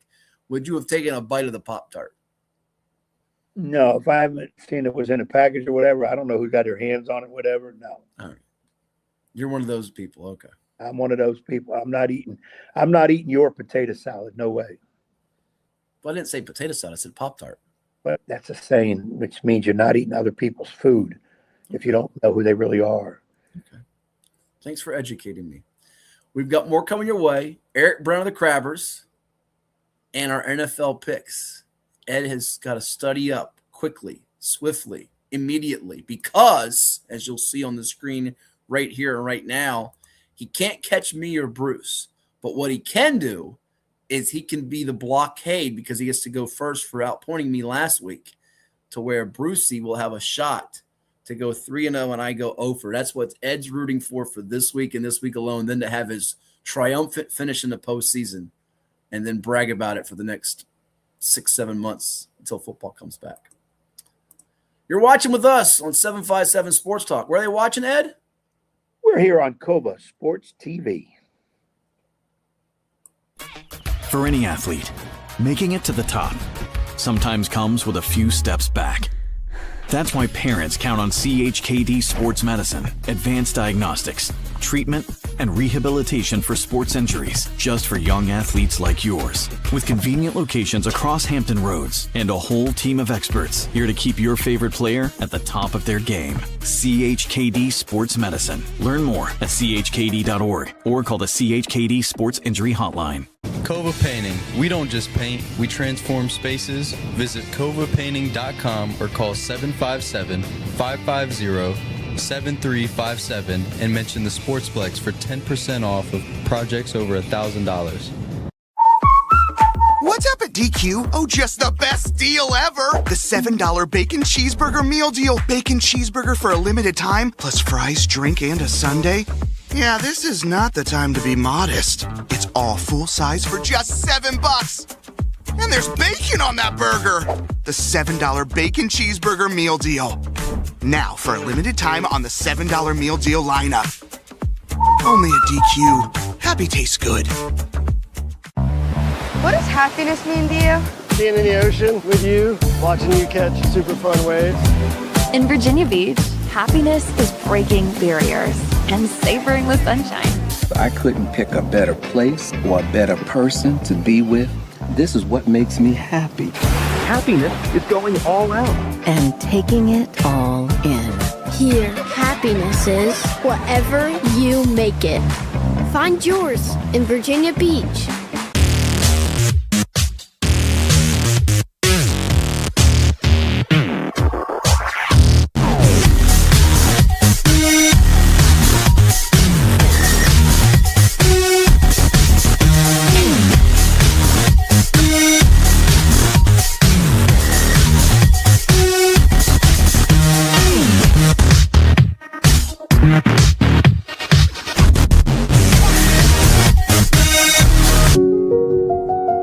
I grew up here. I know this town. I know the people here. More important, they know me. As a banker at Town Bank, we become part of the communities we serve. The people who bank with us, our members, know us. When you bank with Town Bank, you'll know your banker.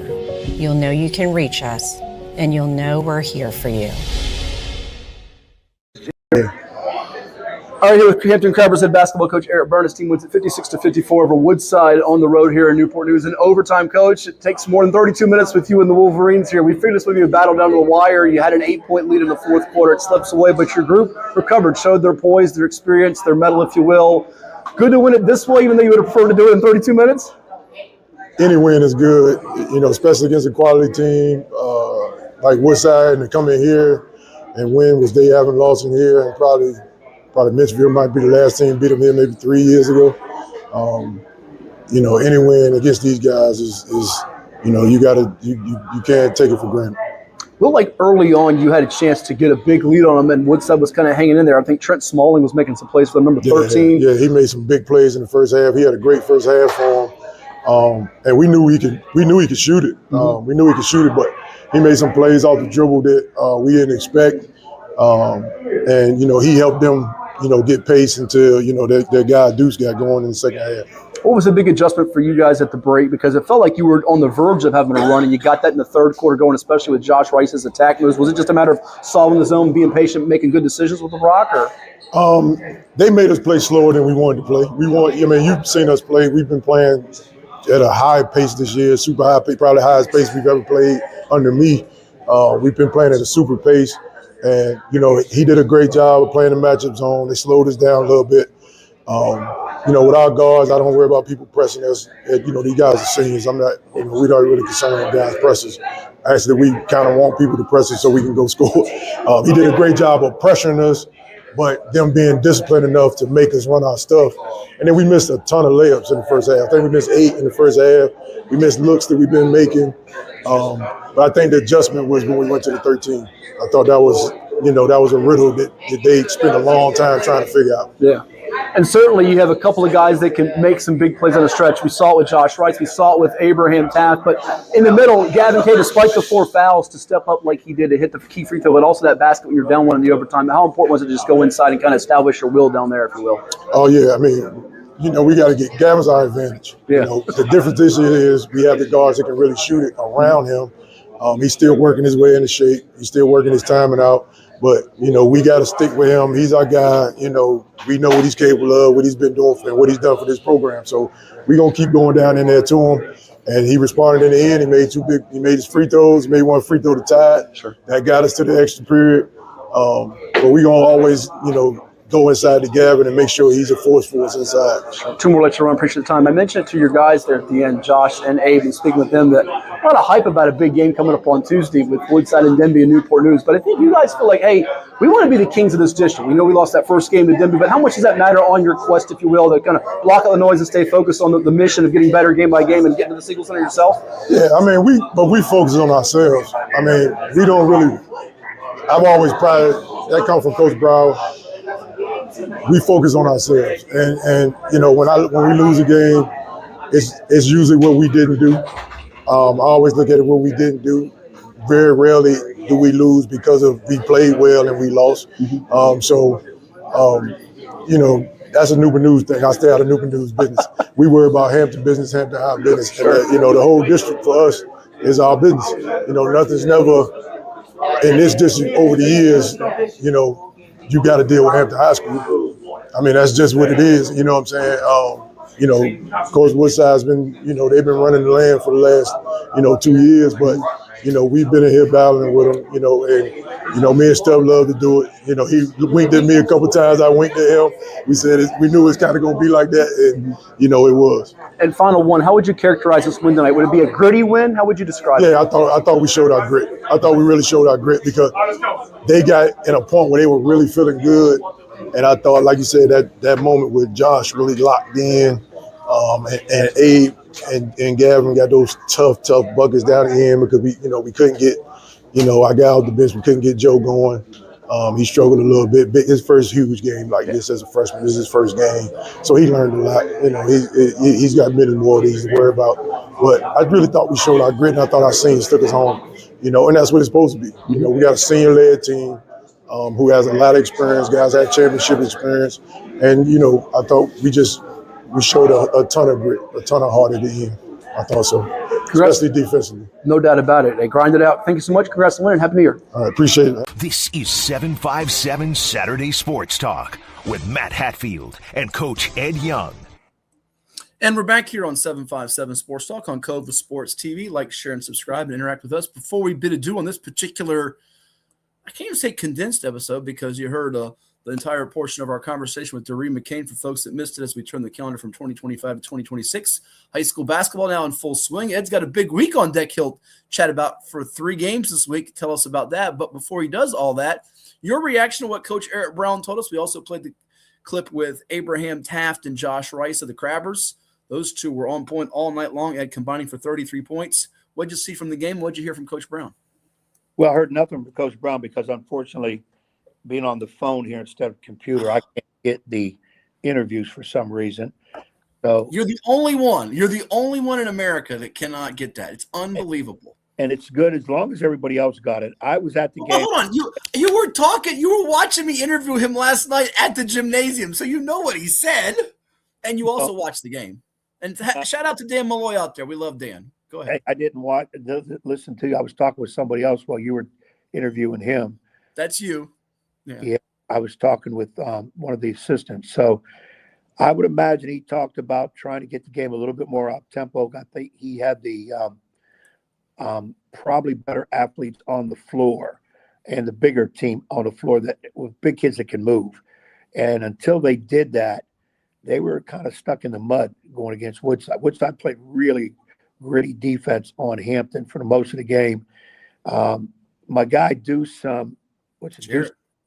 wasn't hit for a while there, and I think that hurt Woodside early. Then he got loose a couple bombs late in the game. But when the point guard for Hampton, is it Rivers? Number 11, last name Rivers? No, Josh Rice. Right. Yeah, when he got going, he had a couple really good plays, including a breakaway dunk on a fast break, which got the crowd going because the young fellow's only about 6 foot tall, but he got up. And you're short of 2 inches. He's about 6'2", but that's okay. But that's what they call coach's measurement. He ain't 6'2". Oh, I'm 6 foot. He shook my hand. I looked him right in the eyes, so I know he's not 6'2". Dang. Yeah, he's not 6'2", but he's a pretty good one from understand. He's got great academics too, so people need to be on him. But they did what they had to do. They extended out into overtime. Good game, two really good teams. And I said, Hampton had a little bit of a slow start getting their football kids back, who are very, very much key for them in this game and in the season. And in this game, they actually got it going. So I would look for Hampton to really start flying. And they got another game today. They're in one of the showcases that you showed playing Salem over at Heritage High School stuff. But I think Hampton will be there in the end, and I think they're legit state contenders for 4A without question. Well, one final note before we get to the NFL picks. Hopefully Ed Young this week, beginning with his first game of 3 at York on Monday, does not pull a Micah Shrewsbury. Do you know what I mean by a Micah Shrewsbury? Was he really shrewd? No, Micah Shrewsbury, the head coach at Notre Dame, formerly of Penn State, was enraged at an official after Cal, down 3 with 5 seconds to go, got a 4-point play, 3-pointer, and the foul. Referees wave it off, and then they huddle up again and say it counts. And Shrewsbury was enraged while Mark Madsen was doing all of his weird dancing like he was back with the Lakers with Shaq and Kobe, winning a championship as Cal, which, by the way, has DeJuan DJ Campbell from the 757 in Kecoughtan High School, who went against you during his freshman year in the regionals over at Green Mountain High School when you were coaching Nansemond River, on the roster. So see how we bring everything back to the 757? We tie it all back to the 757 here on 757 Sports Talk on Cova Sports TV. Yes. It was good. I saw on the highlights from last night, a college that I used to coach at, Quinnipiac University in Connecticut, was at Manhattan. Did you see that? What happened there? Both coaches got ejected. After going after each other. Crazy. Coaches got to calm down. It's just a game. You gotta represent your kids better than what these guys are doing.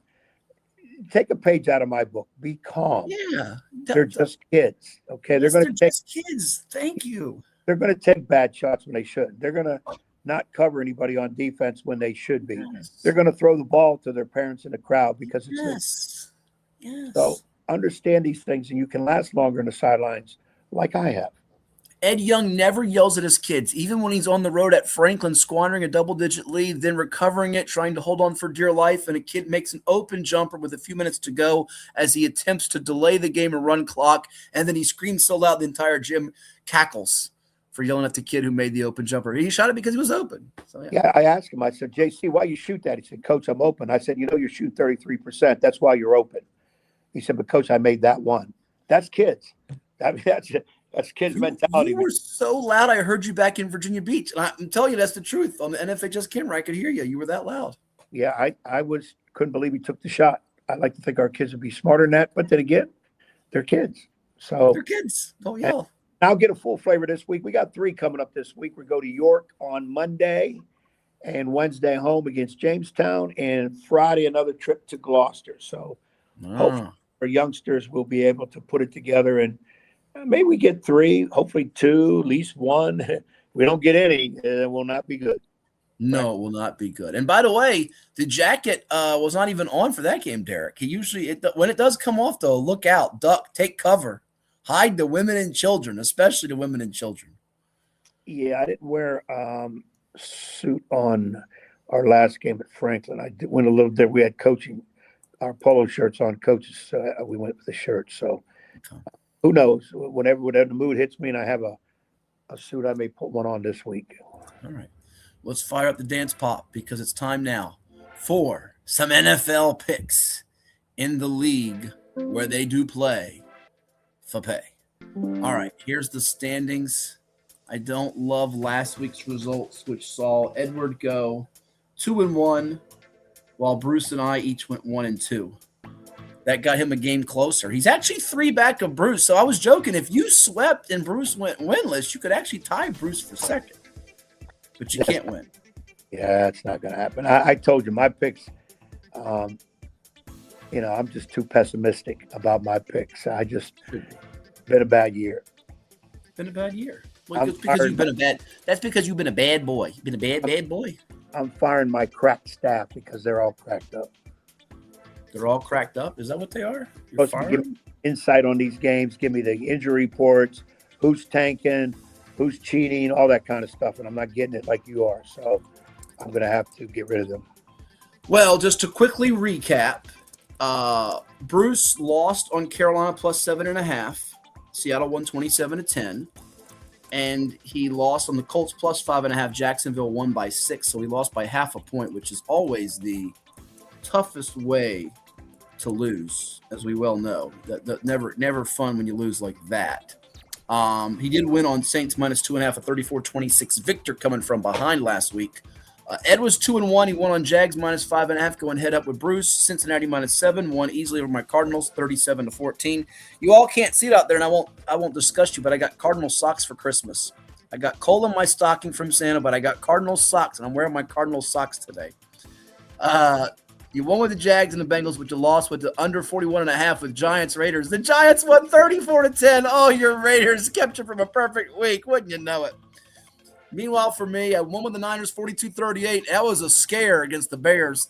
But the Falcons beating the Rams minus 8.5, choking dogs, and the Texans 20-16, 2 early touchdown bombs from C.J. Stroud as Houston held off the Chargers minus 1.5, which was the pick there. So all that adds up to this, Ed. Here are Bruce's picks. Week 18 for Bruce Pearl. Here they are on the screen. Take a look at him. He's going the Saints to go marching in and beat the Falcons. The Cowboys against the G-Men and the Niners in a Saturday matchup with Seattle. You get to go first because you beat me out. So what do you have to get us started? Well, I like his pick of New Orleans and Dallas for sure. I can't go without it. So, I'm going to go. I got to think of what is Hatfield going to pick. Got to go against Hatfield. See, you want to ruin me. I knew this was your whole game plan today and strategy was to ruin me. I have right now, though, on my sheet 4, 5, 6 games written down. So I feel pretty good about avoiding a meltdown and trying to stay above 500. Give me Rams minus 7.5 over Cardinals. I knew that's where you were going to go. I just knew it. I knew you would do that. It's actually 8.5 now, sir. I wanted it 7.5. Well, you're not getting it at 7.5. You're getting 8.5. This is Christmas doesn't come again in January, so you got your Christmas presents early. All right, now for me, you're in last place anyway. What does it matter? My first 2 selections. I got to be honest with you. This game I've circled all week. I'm surprised Bruce didn't take it. Give me the Bears and Ben Johnson laying 3 against Detroit. From my man Dino out there, a Bears fan. They're coming off the loss, but remember, Detroit hammered them in week 2, absolutely pummeled them, Ed. And I think because of that, they remember it deep down due to the Chicago Bears who want to get that number 2 seed over the Philadelphia Eagles. They want revenge for that 52-21 loss in Detroit. Ben Johnson does too. Give me Chicago, lay into 3 for pick number 1. As for pick number 2 here on my second selection, I'm liking the NFC North a lot. I'm looking at that Minnesota-Green Bay game really, really, really hard. It is up to 8.5 at home, though. Just don't love the quarterback situation, whether it's going to be J.J. McCarthy now, not Brosmer. But that's what scares me off just a pinch here. The Chiefs against your Raiders, very intriguing and attractive too. But last week they burned me. I think they'll play a lot better this week. Look, the Colts are a dead team. I know it's a hook now of 10.5, but give me Houston laying at 10.5. That defense is going to absolutely crunch, munch, and have Riley Leonard for lunch. I think they will maybe knock him out, and Phillip Rivers gets one more last bite at the apple before his NFL career is finally done. Texans laying 10.5 at home. They win by 2 touchdowns. The hook scares me at 10.5, but I'll take the gamble. Bears, Texans surging into the playoffs. 2 teams that have been red hot down the stretch. You're now up, Edward, for your second and third, your final selections for the regular season. I shouldn't do this because I'm going against my 2 favorite teams. Give me Ravens 3.5 over Steelers. Wow, give you something to watch there for the Sunday night football game. That's a biggie for the AFC North crown and the 4th seed in the AFC. And I want Pittsburgh to win. Okay. And I'm going to go, because I know the Raiders are trying to get the number 1 pick. I'm going to go Chiefs minus 5.5 over my Raiders. Yeah, you're going to do that with the 3rd string quarterback on the road. That tells you how bad the Raiders are. It really does. Sums it up. I don't see the Raiders trying to win that game for the most part. I don't see it. Don't see it. You don't see it. You don't see it. They actually have future odds for some of these games if they're to happen in the NFL playoffs. But I'm looking at a couple others here that are possibilities. New England interests me as they're still alive for that 1 seed. But you know what? Just to make things interesting, Ed, I'm going to put a checker on a checker with Bruce. You know what that means? You're not taking his pick, but you're going to go against his pick. There you go. I'm going Oppo. Melinda McCain out there, big Giants fan. If she's watching, Dyrri's mom. I'm going to go with your G-Men. Jackson Dart wants to finish on a high note. Give me the G-Men plus the 3.5 at home against the Pokes. This can be the one that knocks Bruce out or gives Bruce a chance to beat me in the end. So to recap, Bruce's picks, he's going Cowboys, he's going Saints, and he's going Niners. Ed's going Chiefs, Ravens, and the Rams. I'm going Bears, Texans, and Giants. And that will wrap up this episode of 757 Sports Talk on Cova Sports TV. Oh, our pal Marty O'Brien saying, good pick, Ed. It will be all Ravens. Quote the Ravens and nevermore. I think so. I hope the Steelers win it, but I think Baltimore's going to win it. So that's going to do it. We thank our guests. And for all of you tuning in and interacting with us, we will do it again. And again, you can always watch us on the tube, on the telly, if you will, on Cox and Yourview, Cova Sports TV. They're the channels for you. 60 in Hampton Road, 74 in Nova, 77 in Fredericksburg, and 9 in Roanoke. For the coach, Ed Young, I'm Matt Hatfield. Have a great week, Ed, and we'll see you over there at Norview later today. Yeah, I'm going to go see some basketball action, and we'll see what happens there. All right. Have a good one. Take it easy.